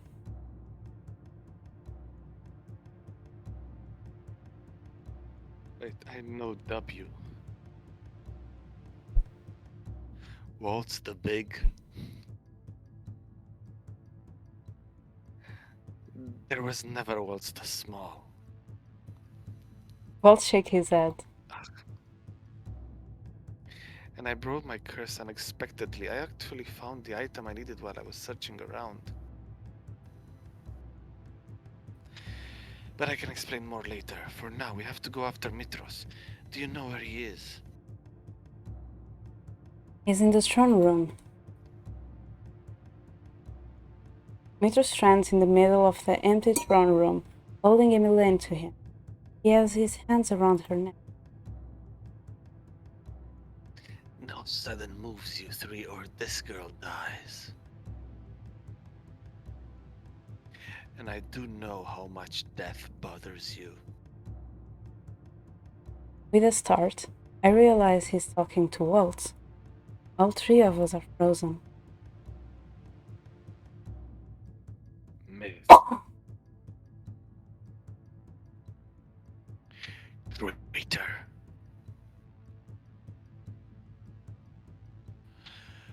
Why can't you see that Hilda wasn't trying to teach us? She was trying to corrupt us. Silence, traitor.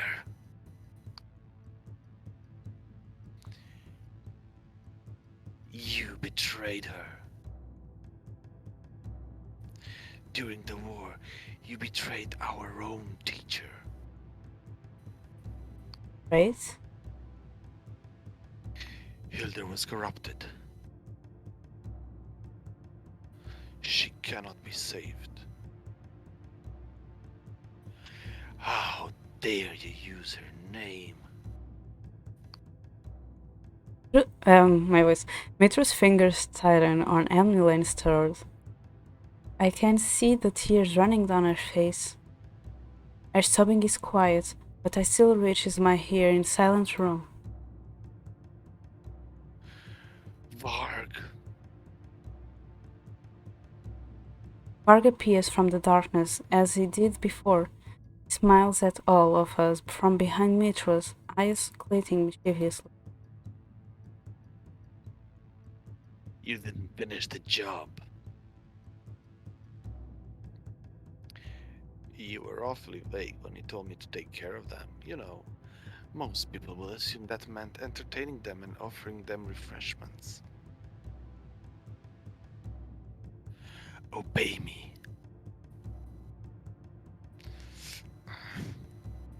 Var turned to us.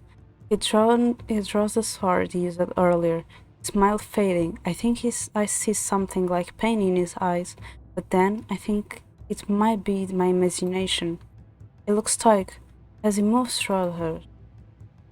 When Waltz moves Mintra's hands tighten over Emily's neck, and she cries out.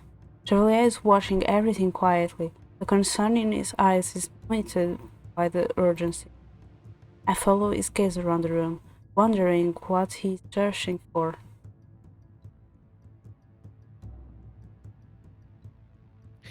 Myth, is it? You were injured during the Great War. I tended to you once. Stabbed in the stomach. You needed stitches for it. I feel Mitro's confusion before I see it. For just a few moments, though, his gaze is centered on Chevalier, his eyes probing from information. No one came for you. Your teacher must have thought you were too weak, that you would die.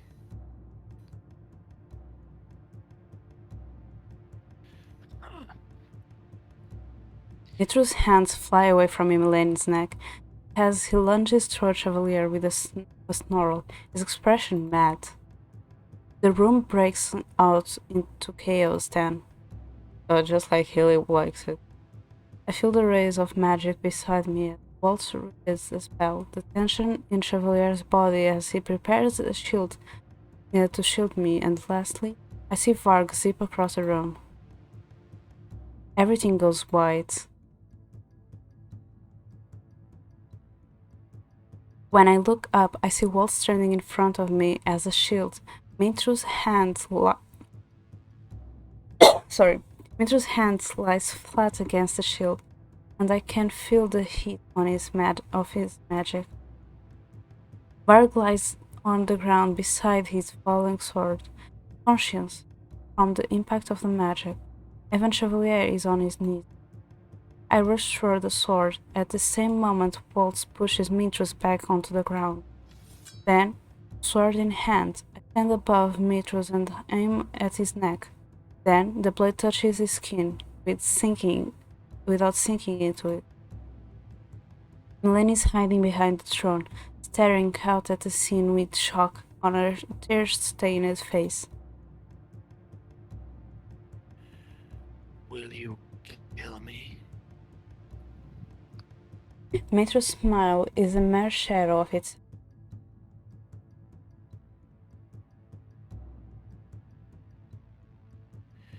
You saw the soldiers in the clinic today. You saw how close some of them were to death. Did you see that hollow look in their eyes? I have seen that look many times. It is the look of a man who clings desperately to life.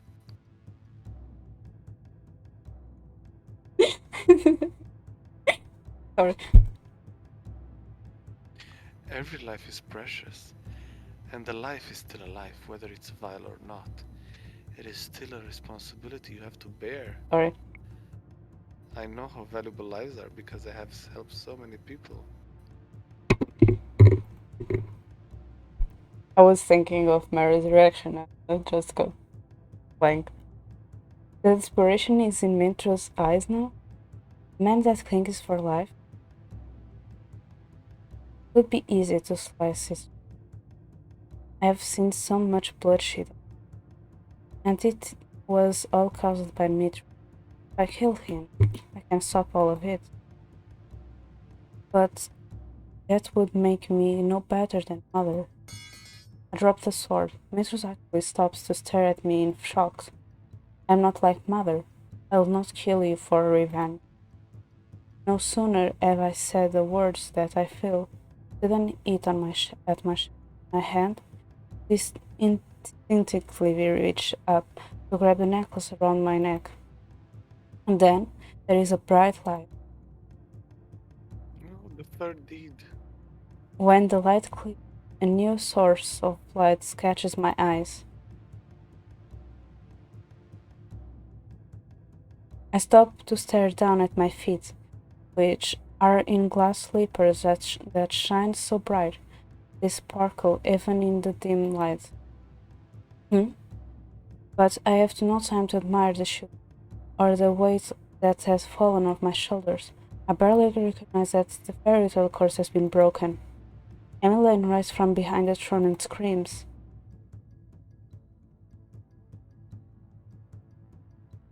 Oh, sorry, I forgot it was a girl. Diana, watch out! Intrus has grabbed the sword with turned it around and is aiming at my chest. It hits the barrier. Parfait stands beside me once more, face devoid of any color. I did not see her rushing here. Takes a step forward as if she killed me. Out of my way. Mistress shows the sword back and plunges it again at the ship. This time the blade is coated with darkness. It pierces the already flamed shield, and the blade goes through Parfait's heart. No!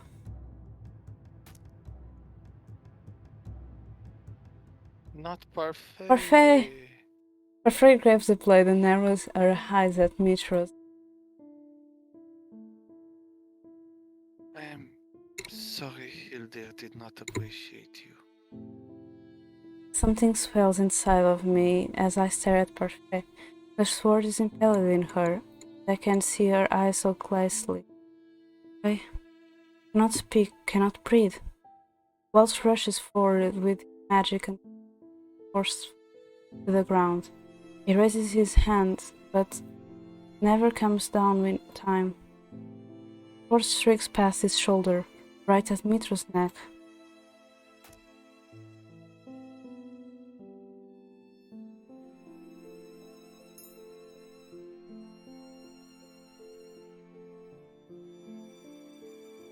Yo. Hi Azure, how are you? Thank you so much for the redeem. Hi, Azure. Illy do the redeems as well.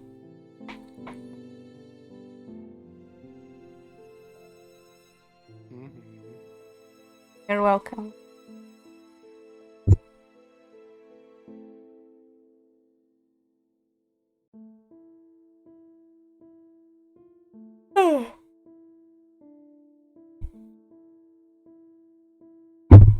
I'm doing okay as well. I kinda kidnapped Illy because Illy isn't even at home. But he's here with me because he really wants Rumpel's good ending. But now he's crying too. Right, No, Illy? but they killed Parfait. That's not cool. He wanted to survive, and in order for that, Parfait was stabbed in the heart.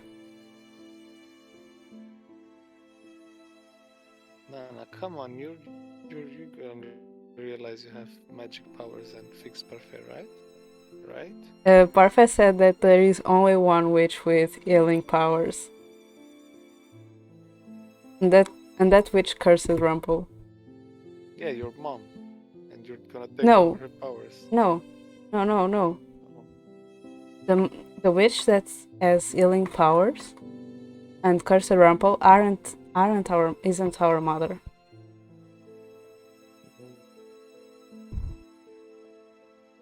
But there is something that Rumpel told us about getting stabbed on the heart. You have ribs, remember? You can still survive.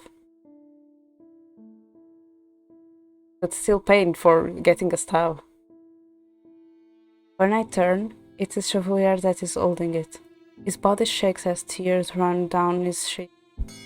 Mistress holds his neck as Chevalier holds up the blade and throws it behind him.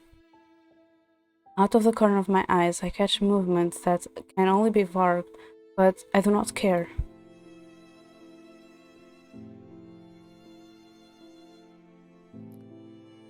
Lady Parfait, do not move. We can take the sword out. We can.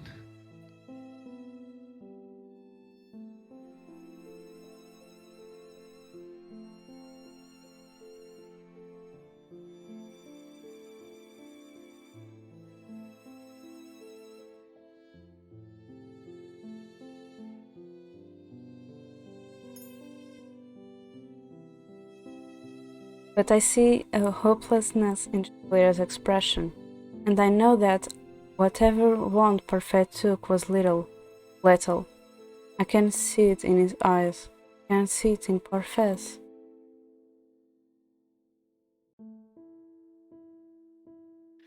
There is no need to fuss. When Parfait falls, Waltz grabs her and puts his hands to the hilt of the sword. Blair crumples beside her. He stares at the blood staining her dress with sorrow. I start to cry.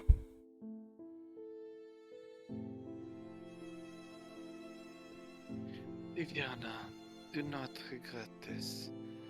I am proud of you. The room is quiet, even with the newcomer that arrived. The knights and Karma watch the scene from the sideline, all with grim looks on their faces. To arrive is Laura, who sits down beside Pepe with lips pulled into a tight frown.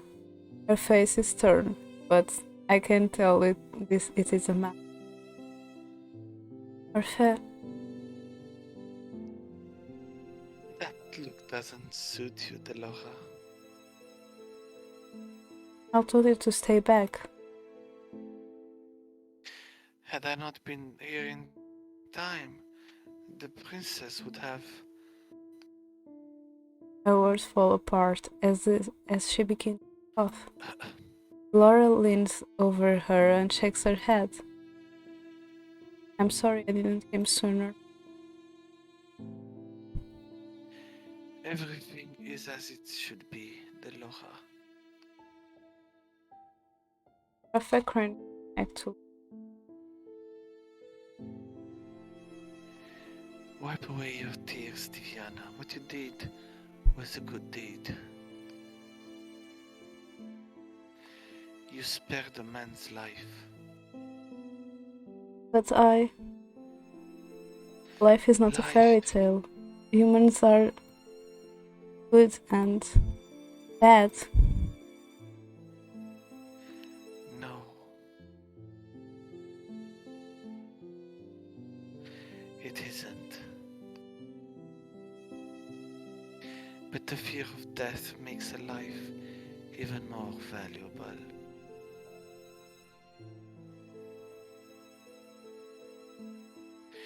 Do not worry, princess. I chose this. Parfait smiled. His mischievous thing to see her smile with his body is slowly crumbling away with Walt's grasp. Parfait's body is what gives out first. Her eyes go next. Then they remain focused on smiling. Her body begins to glow as her body slowly fades away. Parfait! Parfait! Laura turns away. Even if she is not feeling anything, it is clear that she is heartbroken. She closes her eyes and relaxes tight. Your dreams, my friend.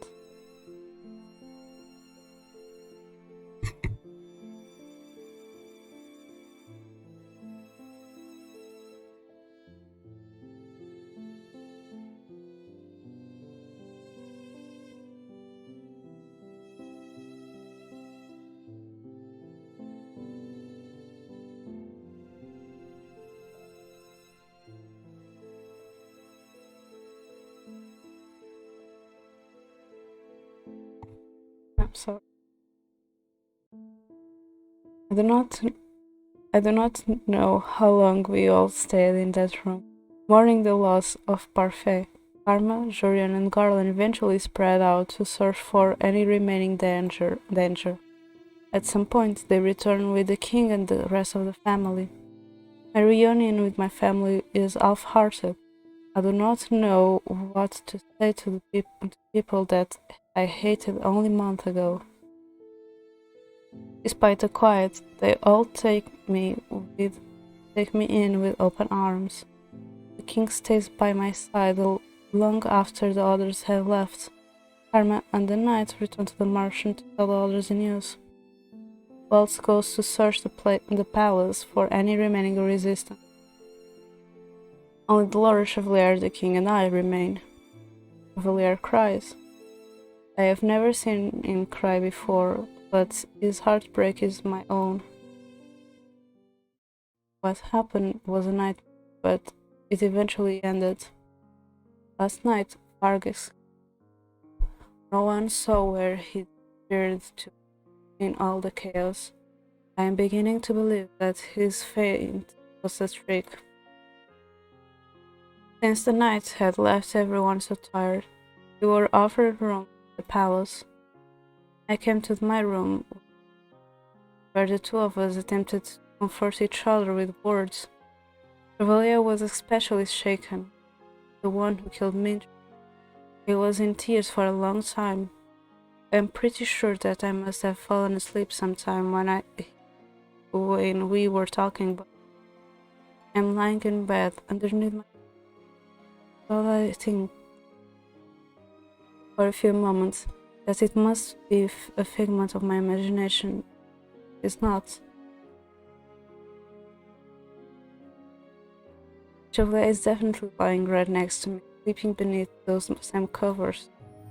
How did this happen? I put off the recollection of the previous Chevalier's face. Glasses are off, and without them, his face seems strangely empty. He looks vulnerable, almost like a child, except his features are too handsome for that. Huh? I think.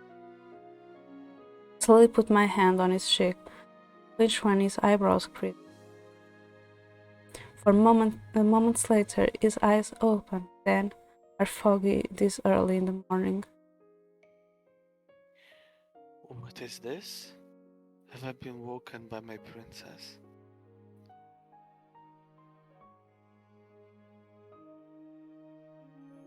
Usually it is the princes that wake their princesses. I will always wonder how he managed to keep like this. Even when he is in pain, it forces a smile. But you are no damn not some dance princess. I think I clicked it twice. No, I didn't. Okay. Gabriel closes his eyes again and sighs. There is only one way to break the spell of sleep. Huh? I flush as his lips curl into a mischievous smile. Still, his eyes do not open. I think about what happened last night. Parfait and Mitro's deaths, Bark's escape, everyone else's heartbreak. For I have to believe the burden I can afford to lose myself in some happiness. I lean further to kiss his smile. I break away from Chevalier startled.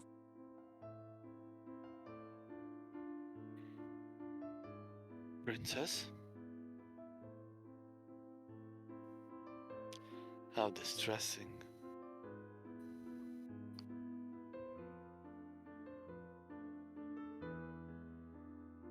What's the big ruins everything?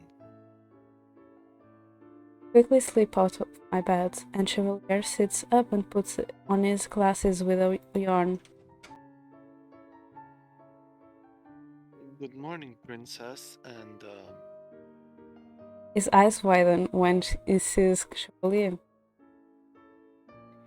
are you so tired that words have abandoned you, Waltz?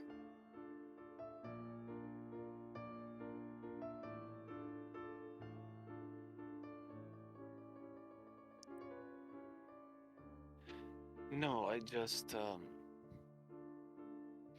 I wanted to see if the princess was doing okay, if you were both alright, actually. He pauses to look at us, his eyebrows furrowed in thought. Though I can imagine just how tongue-tied you must be. You should speak if you have something to say. Walt sighed. I didn't want to bring this up so soon, but it's been on my mind the whole night. It's just... You didn't have to kill me. That was my job. Your job? I doubt that. Besides, I didn't want to kill him, it was a reaction. The room goes silent for a few moments as Chevalier stares down at the floor. He told me before that life is more valuable. That is why I tried to save Mitrus. But in the end, sparing his life for such a carry the burden of death. He was already told me that not my fault. Arthur said that what I did was a good deed, but I still. Mitrus saved us from casualty. Hope I can convince Chevalier that most likely you will wrestle with that guilt for a long time. I turned my attention back to Walt and wheeled the questions to the back of my mind for the moment I'm being. Walt, there are questions I need to ask you. How about how he broke his curse, about Mother being his teacher, about Mitrus? There is so much to ask him. I do not even know where to start. We have plenty of time for explanations now, Princess. After your birthday, Delora and I will pick up your magic education, but for now you should rest.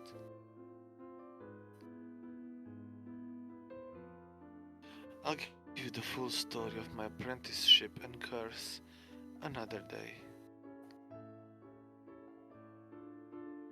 But, Princess, Chevalier, I just thought I'd let you know that when Parfait came into this battle, she expected to die. She told all of us that while we were sitting around trying to plot a rescue plan. I glanced at Chevalier, who nods quietly. Was it because of her fatigue after the Great War? Or did Parfait somehow have a feeling? Oh, also, congratulations on breaking your curse, Princess.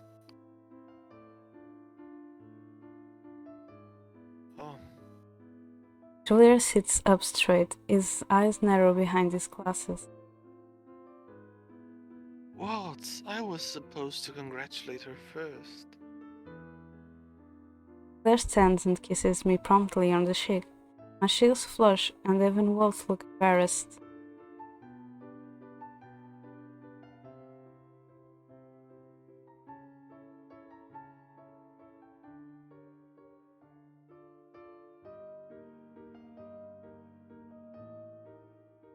Congratulations, my sweet. It was all very dramatic when your curse broke. There was this bright light and... Azure is because of that Illy keeps doing Rumpel, now Chevalier. And that was also why Mary was just like, I want to punch Illy because it's fitting the character's voice so well.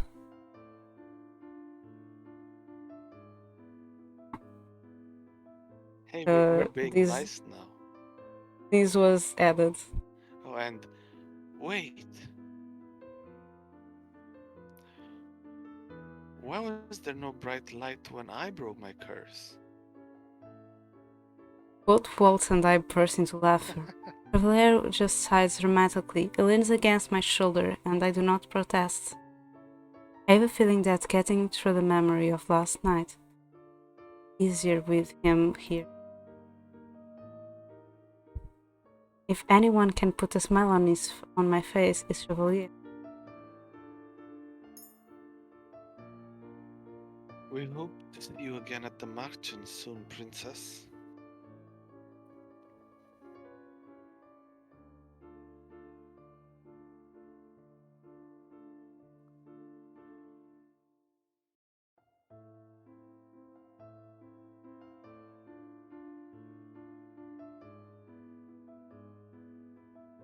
I kind of believe that why should maybe a little bit drunk.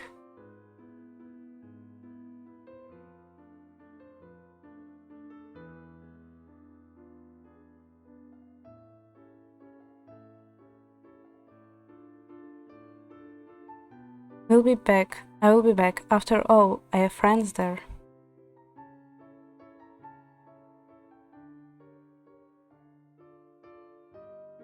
Did I speak falsely? No, of course not. It's the truth. Anyway, I need to get going. I have explained what happened to your father, but you should talk with him privately soon. After everything that happened, speaking to the king is the last thing on my mind, but I suppose it must be done. Thank you, Waltz. And you, Chevalier, might want to ask for a guest room. But no bed is as comfy as the princess's. I nudge him without realizing it, but Chevalier just laughs. We promise Waltz that we'll see him and everyone else in the mansion soon. Afterwards, Waltz hurries out and shuts the door. My eyes go to the edge of my bed, where something shiny catches my eyes. Finally, we are going to open. Oh no, I thought it was going to be open the box. I want to see what is inside the box. Oh wait! Wait! It wasn't Mitro's accursed walls. It was our mother, and the thing that was inside the box was the item that Waltz was looking.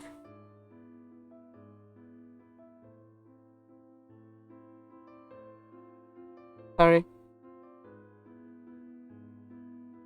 The glass slippers are a reminder of everything that happened yesterday.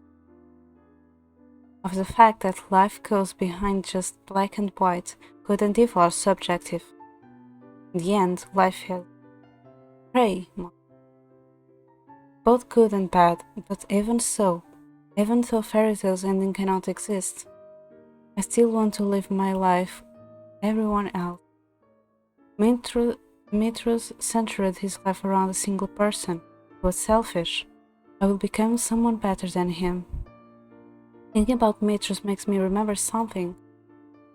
Julia, yesterday you said that you took care of Mitrus during the Great War. That no one came for him. Was that true? I don't know, Diviana. He acted like it was, though, wasn't it? So you never knew Mitrus? No, I didn't know him at all. I don't know if I would have been able to strike him down if I did. I don't know what burden he carried, but it seemed heavy.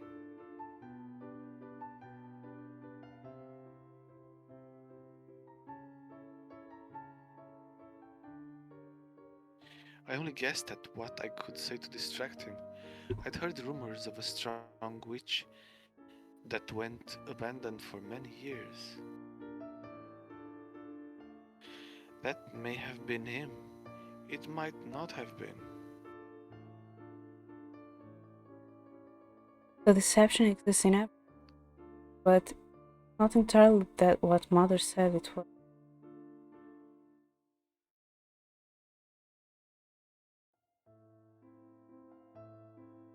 My birthday is tomorrow. I sit in the throne room speaking to Father, who was listening still with me. When it's over, let me say, I owe you an apology, Diviana. This whole time you have been on your own and I could not do a thing for you. You can now, starting first by explaining what happened between you. Knew she was a witch. Hmm. I did. You did too before she forcefully erased your memories.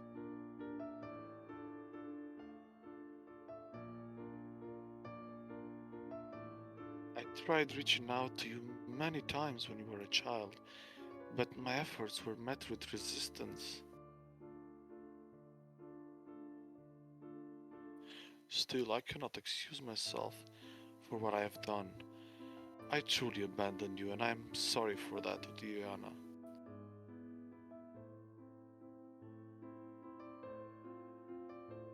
I will explain the story to you if you give me time. For now, I would very much like to mend my bond with you. To be honest, the feels angers me. Only apologizes now. All of this has come to light. Whether or not I was difficult to speak to, I had an obligation to. He's still late to care, but still my father. Can learn to trust him. It will take time, but I would like to mend our bond. I would also like to try speaking with Emily and Rodden, but that will take time. The king smiles at me. It is one of the first honest smiles I have seen from him. We have time, all of the time in the world, and we will mend our family bond. I promise.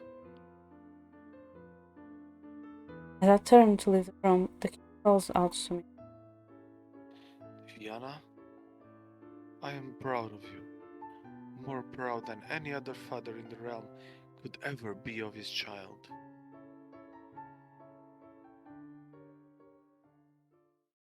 After what happened, I searched for free, but it was just vanished.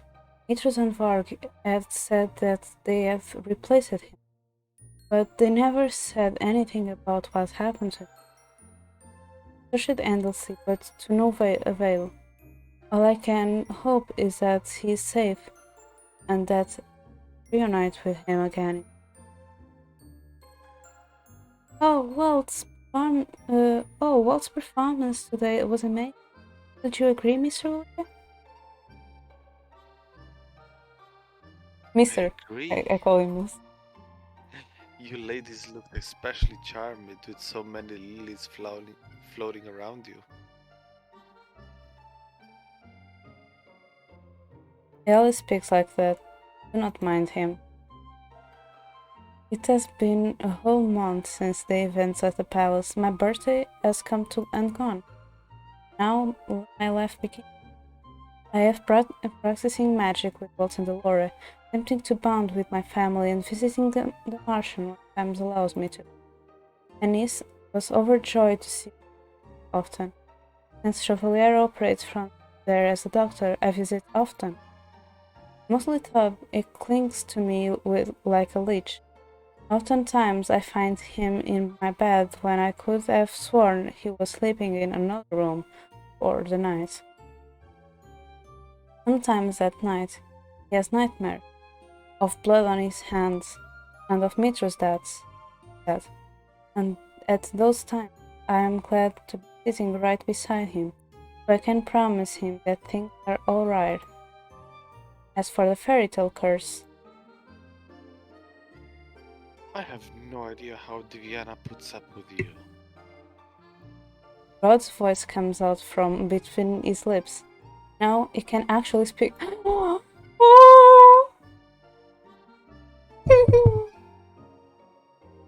so happy for you.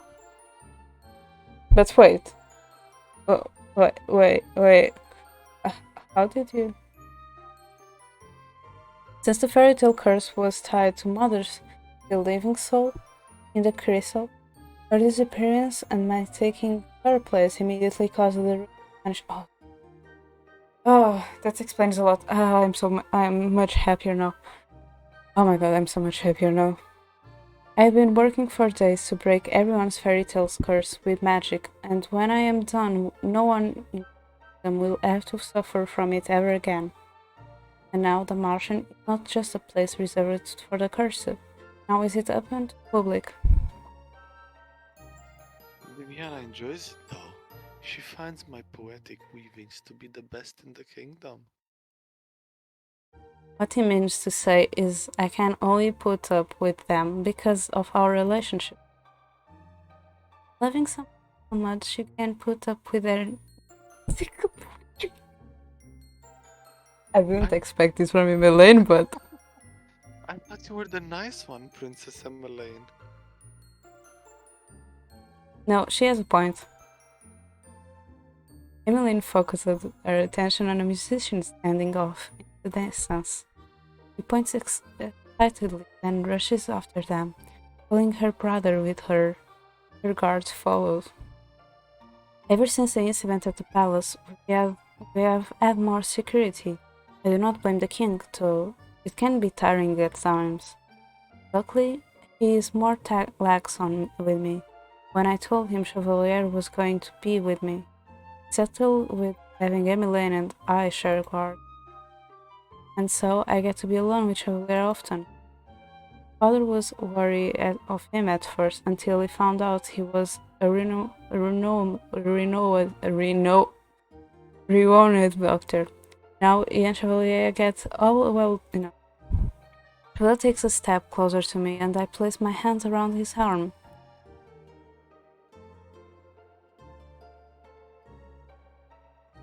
I am no prince, nor am I a knight in shining armor. I am just a doctor. A doctor who has been blessed with the most beautiful woman in this world. Chevalier begins to lead me through town again. He is one of the only constants in my ever-changing life. He is the one that will always make me smile, and he shares the burden of friends that is more burdened with nightmares than I am. And while I wish I could do more to help, I can at least listen to him, just like he listens to me. No matter the burden, it can be overcome. Viviana? I didn't know that Bosch said something about you going to a restaurant.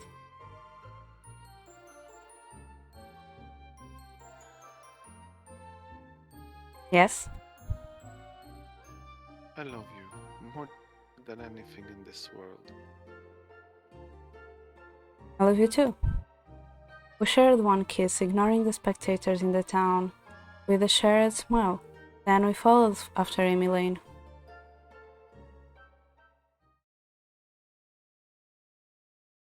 Are you happy? Survived, but you killed a man and Parfait died as well.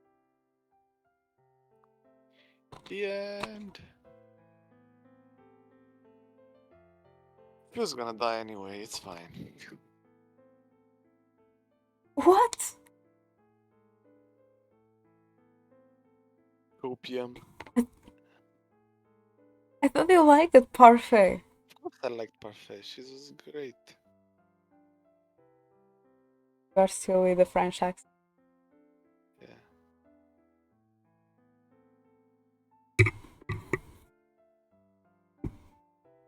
Yay! Victory for Rumpel. Finally.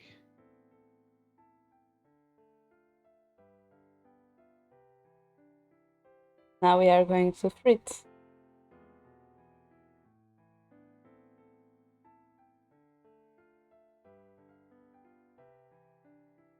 But I kinda sorry for my son. Yeah, our nights, the personal night. But sorry for my little brainstorm. But that box was ringing me since the beginning, and then we left the box wide open, and Oh, you didn't open it. Right. yeah, we didn't open it, but the key was near, and our mother said for us never to open it. Then just randomly Walt found the item that he needed, and we never knew what happened to the box. So probably what Walt needed was that box. And the person who cursed him wasn't Mitros, but our mother. Oh, you think Like that's a revenge because of he betraying her. Because it was our mother that gave us the box and told us not to open it. I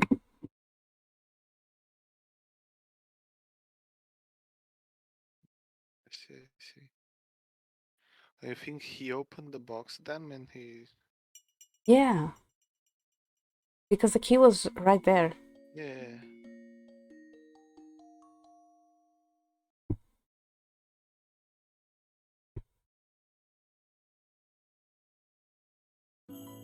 Oh, it's dice key. Thought it was ice key. And now Rumpel is here. Because we did the 2 endings of him, When you so did he's both now endings. here. Right, I see, I see, I see. So now we are going for this one. Do you still need Waltz and Fritz? Yes. That is, and I plan to do them on stream. Oh my god, again. We recommended viewing the tutorial if this is your first Rumpel visual novel. Would you like to view the tutorial? No.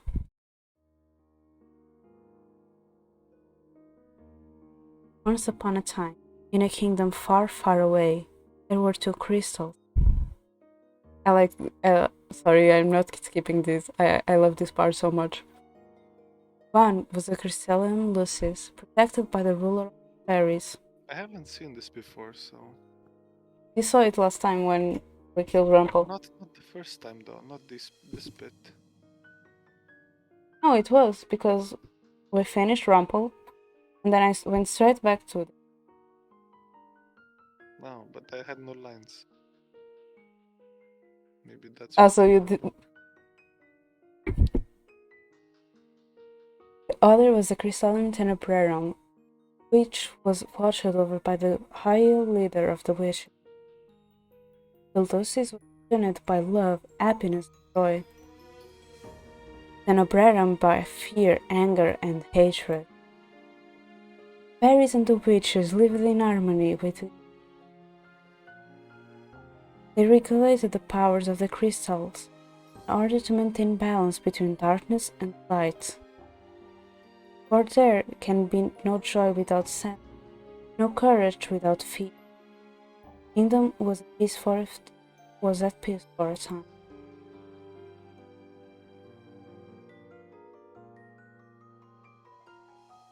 Well, it both include Princess Azure, so yeah. Then, one day, a traveling bard decided to write stories, tales of the magic and wonders of the kingdom. He named these stories fairy tales. In fairy tales, the light always emerged victorious. Good love was a usual reward. The fairy tale spread further than could have been predicted. The humans of the kingdom began to believe that fairy tales were true, and that the magic of the witches was inherently wicked. The witches became hated and feared. Eventually, were hunted like ants. Witch hunt. The high leader of the witches created a fairy tale. You think you are wicked? So be it. Just as you have taken our happily ever afters, we shall take yours. The witches used the fairy tale to attack humans, fatally throwing the kingdom in darkness. The ruler of the fairies, the terror, thought they regained peace. But the witches were blinded by their hatred for humans, who were responsible for the which terrible war, Great War, began. Eventually, the Ternobaron Bearer, the high leader of the witches, defeated, and our bedroom was lost. Peace was restored, and the light once again tree. But darkness can never fully. It waits in the shadows, patiently for when it's inevitably.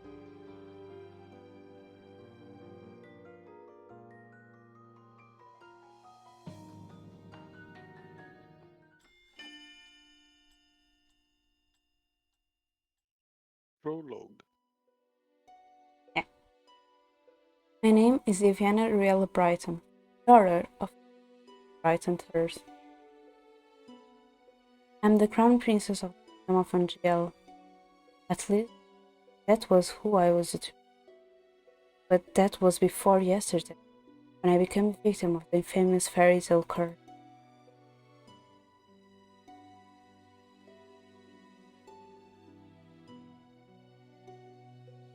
Everyone has forgotten my birthright. Now I am nothing more than a lonely peasant. I feel like I am stuck in a nightmare. But no, this is my reality now. I still have no idea what I must do to break the curse. I close my eyes and remember that it had started out like any other day.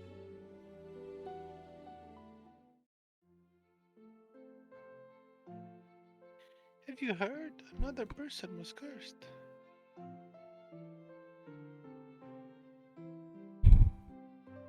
I'm on my way to the dining hall for breakfast when I stop and listen to those voices. Thank you for the redeems, Archer.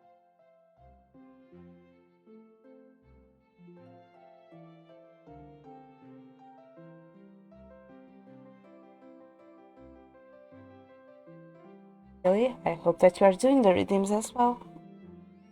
Of course not. Why not? Yeah. That because you don't have pets? Yes, that's why.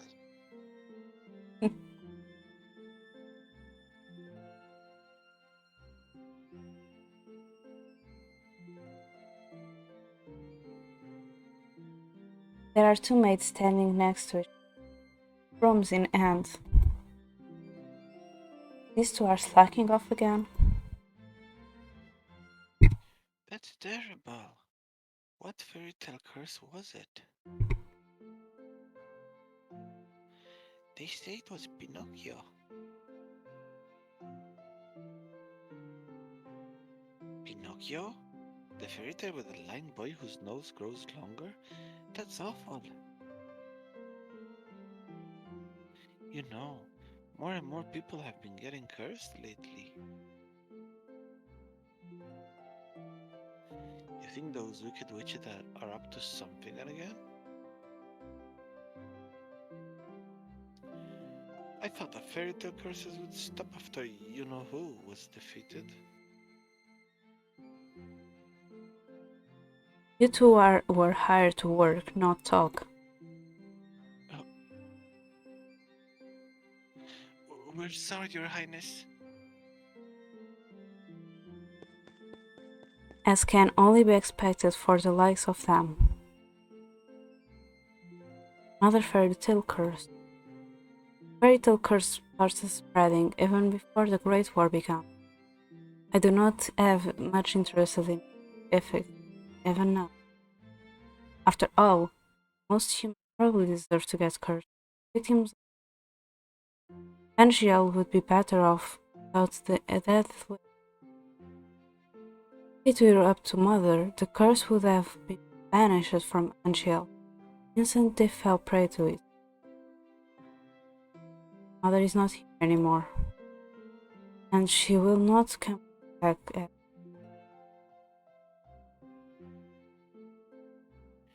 Princess, the king and queen are waiting in the dining hall. I am on my way.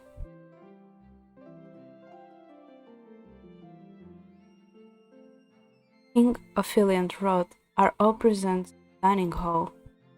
Someone is suspiciously. I ignore their absence. Good morning, Diviana. Good morning, Your Majesty. Good morning, Divya. Diviana. Ophelia.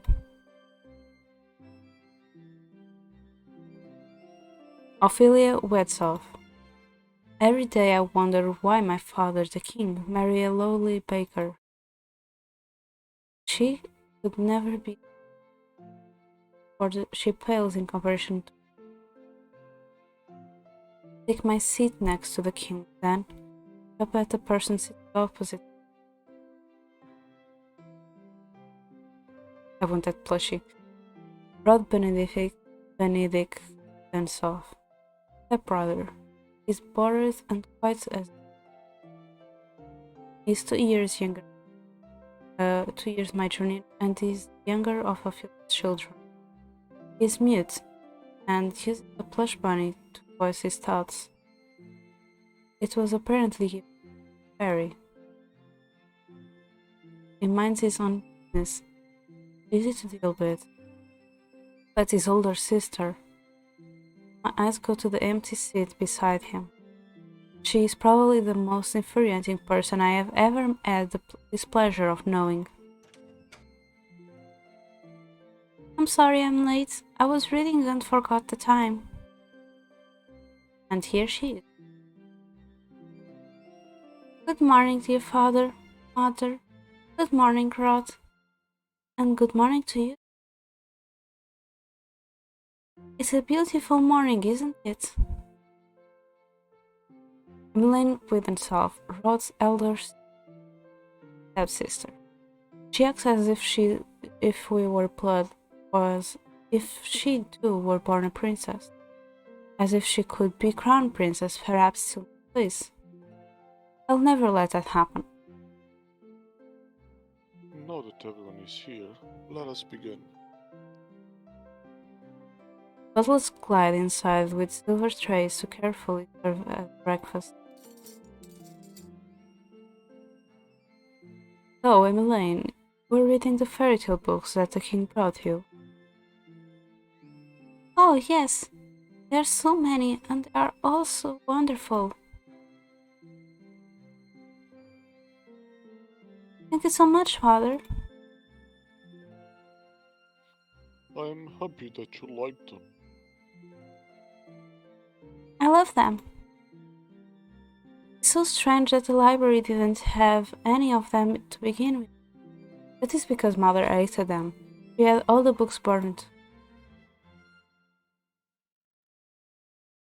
Why? They are such charming stories. Fairy tales mislead humans into believing they can have things they do not deserve. Fame, riches, love, happily ever afters.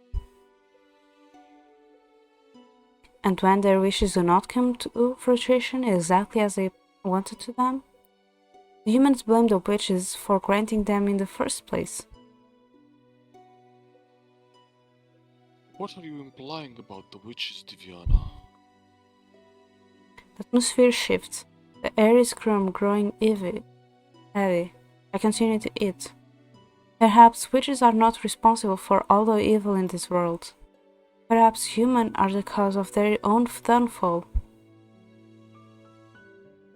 Have you any idea what you are talking about, child?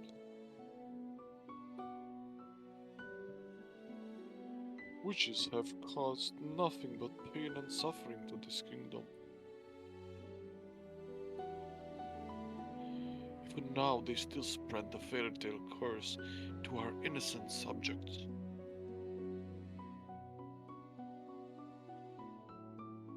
The truth is, I know very little about the time the witches had free reign over Angel.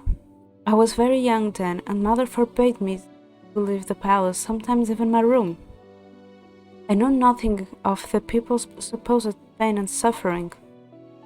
Mother kept me away from everyone, and so I cannot bring myself to care. How do you know the cursed are innocent?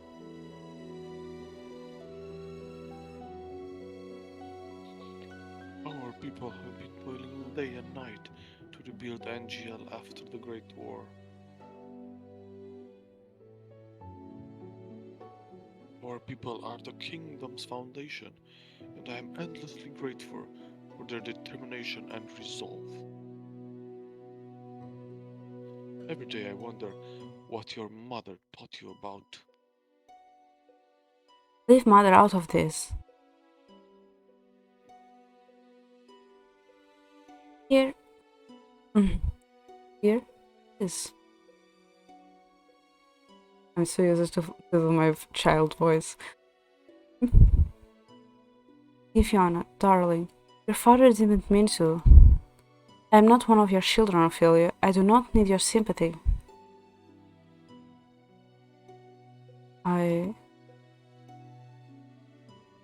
Viviana, you will show your mother respect. She's not my mother. I set down my fork and knife and stand up. I'm done, excuse me. My father and I have never gone on, but our relationship has significantly worsened since he married a baker. My father. It has been 70 years and I have never felt any love from him. He treats Emmeline and Rod, who only entered our life 1 year ago, like his own children. Better than he has ever treated me. This has been my life ever since mother passed away 4 years ago. Mother was the only one that's there for me when no one else. If it wasn't for the accident during the Great War, I would still.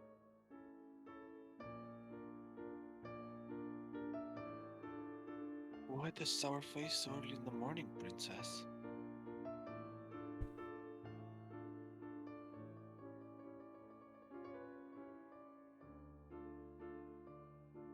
And this is the guy we are going for now. But we are getting the bad ending first again. This is Fritz. Yes. Let me guess. Isn't he pretty as well? The queen, or Princess Emmeline. Boy, They're so pretty. definitely says.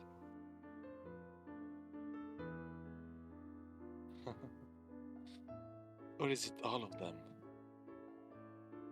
And the thing is, it doesn't only have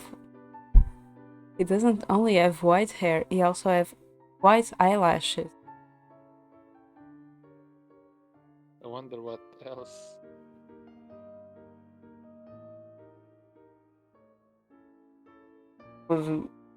Wait, if he grows a beard, you'll think that he's old.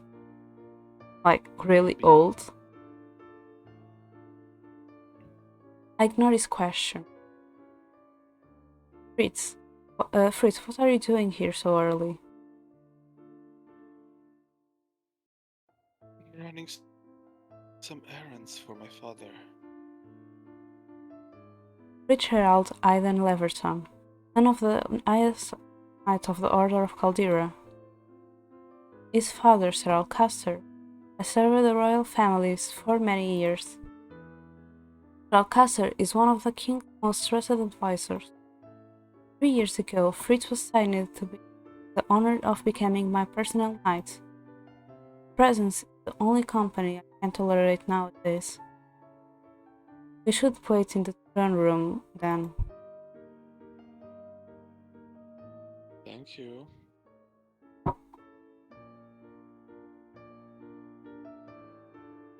Princess? Yes. You know, I haven't seen you smile once since I met you. Why is that any importance?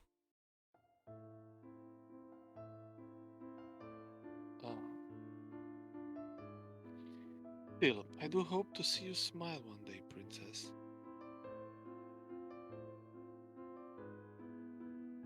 Well, I won't take up more of your time. I'll see you at 10. 10? Don't tell me you've forgotten. Forgotten what?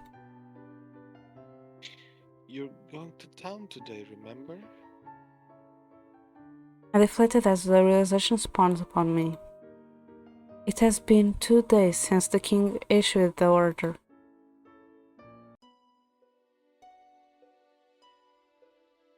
Divyana, I would like you to accompany Emmeline on one of her town outings. Surely you can send maids with her instead.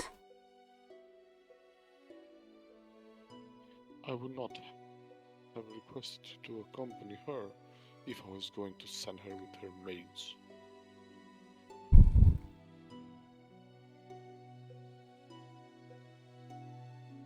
I want you to make an effort to get along with your sister. Stepsister. She's your sister, and you will treat her and Rod as if they were of your blood.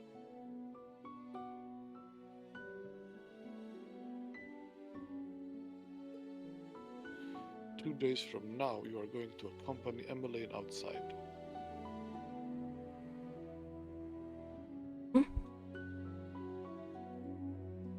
It has been 4 years since you last left the palace. Ever since then, you have locked yourself away. You barely leave your room. Angiel was in the grip of war back then, but now the kingdom is safe and back to its former glory.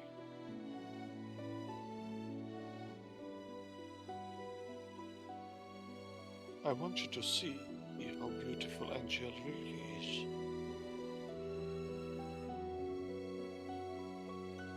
Viviana, a princess must know her kingdom.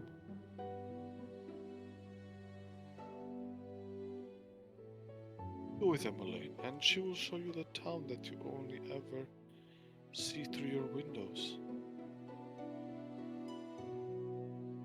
Is that an order? If it needs to be.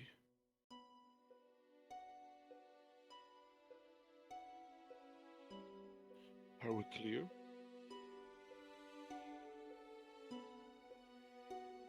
Diviana? Understood. The last time I left the palace was 4 years ago, when the king took me with him to check on the people after the Great War had ended. I shake my head, remove myself from the memory. I'm safe here. Princess, are you alright?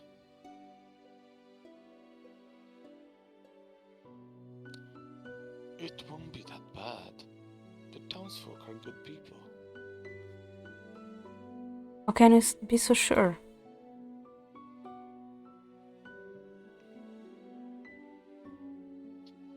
Times have changed, people change. This is precisely the problem. Mother never changed. Mother loved me until the end. Sometimes change is for the better, Princess. I think you'll see that today. If you'll excuse me, I shall see you later.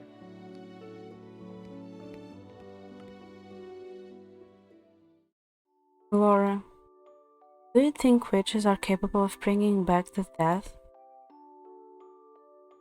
I wish you could talk to me. You and the others. My dolls are my only friends. They are the only ones I can trust. Like humans, they will never betray me. They will never hurt me. They will always be there for me. The moment I saw Laura, I knew she was special. She was different, so elegant and realistic. I was almost as if she was breathing. She was a gift from the king on my 17th birthday. I only started receiving dolls from him when mother passed away. Mother does not believe in birthday celebrations. That every year at midnight, a letter would appear under my door. It would contain instructions leading me through the palace on an adventure to a room filled with gifts, cakes, and a child's dream. I was fascinated by the dolls, which had always held a little greeting card with the words "I love you" on it, signed by M.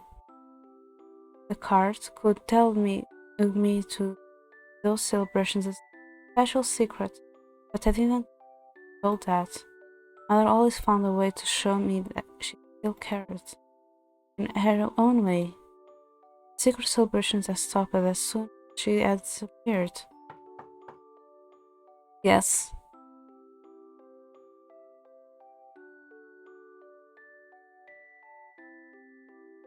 her voice.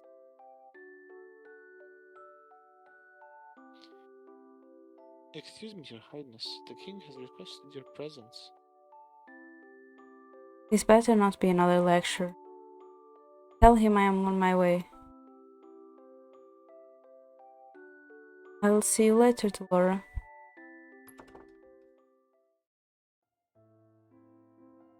Oh. Good morning, Your Highness. Demetrius. Demetrius, the royal advisor. Mother trusts him a great deal, just like he does Sir Alcaster.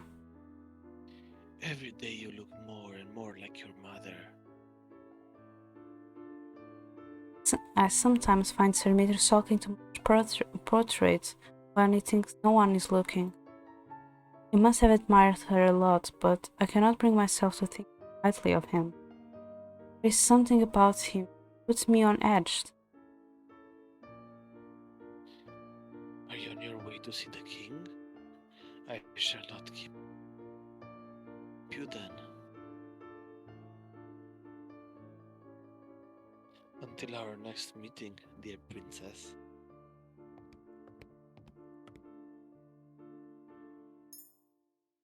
I will stop here.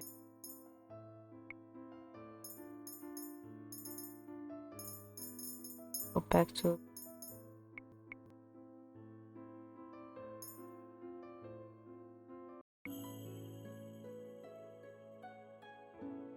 just the cities appearing. Here's Rumpel now. He wasn't there before. See the girl. Rumpel!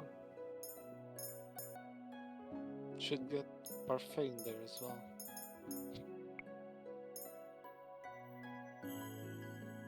Yeah, we got even different now. Full of needles, full of gold.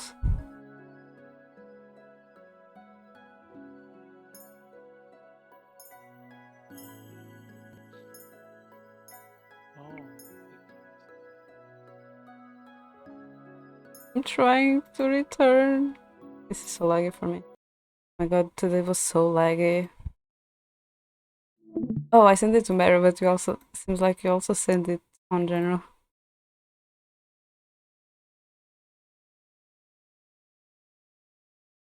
yeah, I did.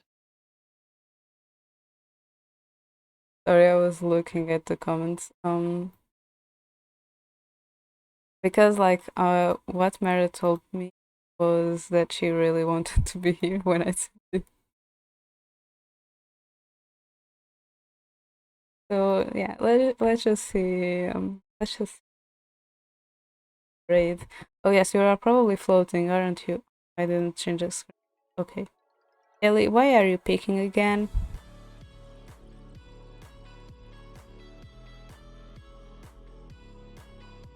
I'm hiding. No, you I aren't. just want to make sure Now you that are people hiding can my. see the sign.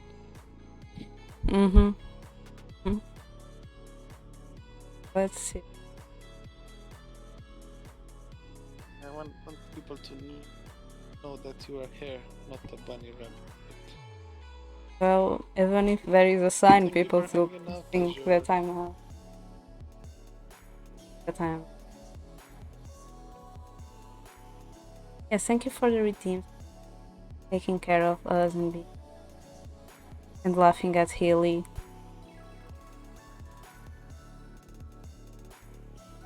So laggy. Those two. Did that work? Oh no. Why so laggy? So slow now.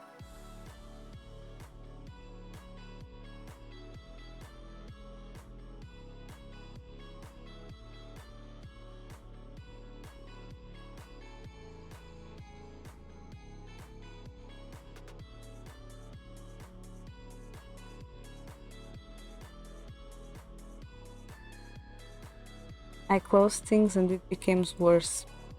I don't know. I don't even know if Illy is hearing me anymore.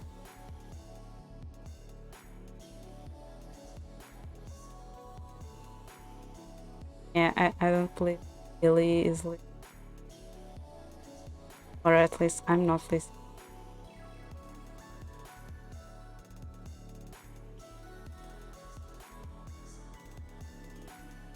I need.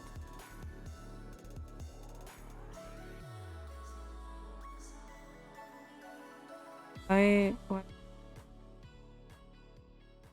I didn't left. I'm still there. What?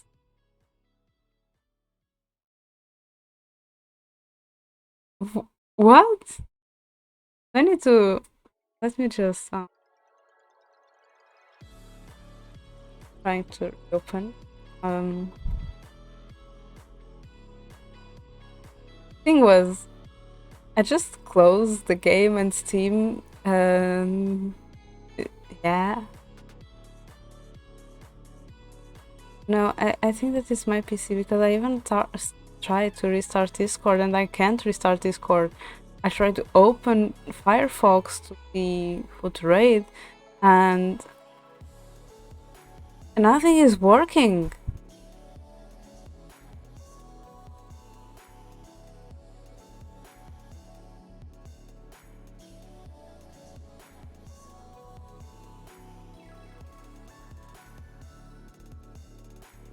Let me try again.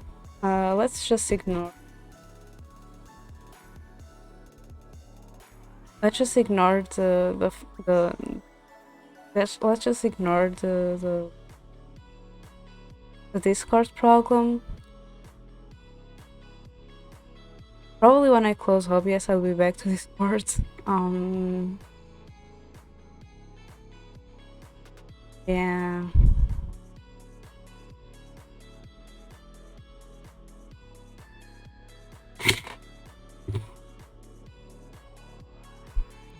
Can I ever know who to... Otherwise we are just going to read F. Let me try to open Chrome instead of Firefox. Because I want to raid people.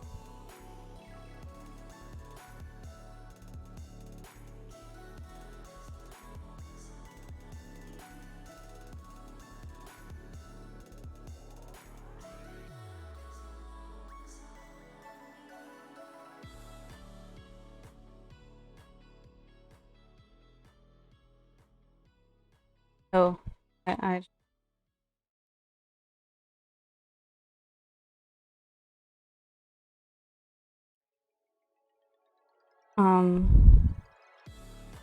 so seems like the more I have things open, the worse my computer works. But at the same time, the less things I have open, it also becomes worse because right now it was kind of okay-ish.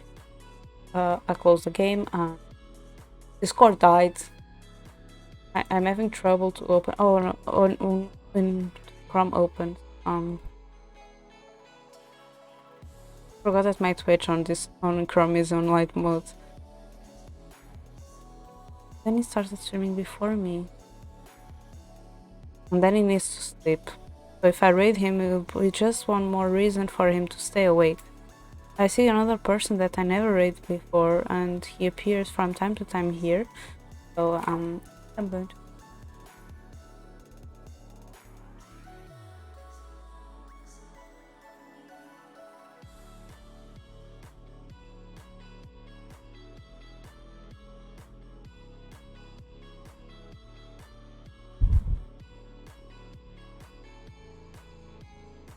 2 hours. Not just raid another time.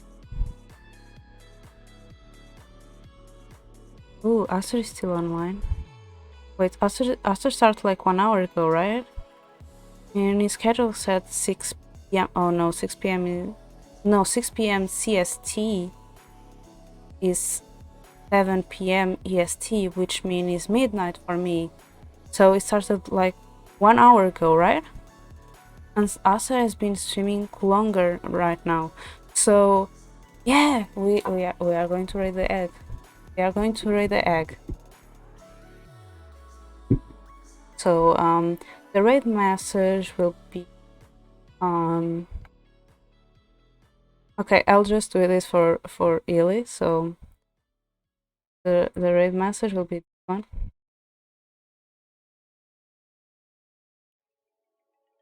And it will be red and lips. And the red message will be like universal. So everyone can use this. Really, I hope that you are happy. And we are going to raid Asterbird, the fellow egg detective that seems like my relationship with him is a soup. At least it's a good relationship. So yeah. But thank you so much for everyone who joined me today. Thank you so much, Archer, for keeping us check with your redeems for self-care. I need to do a redeem for a self-care package. Thank you, Illy, for joining me today, even though that you weren't at home. We were able to finish all Rumpel's endings, and now we are going straight to Fritz because I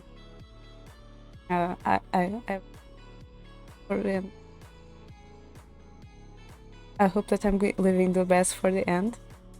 So I will not be streaming tomorrow though, but I will be on Nomizu's 1 year celebration stream at 6 p.m. GMT+1. And on Sunday will also be Choco's 1 year celebration stream, and I will also try to be there. It will be 2 p.m. GMT +1. So see you all there, and bye.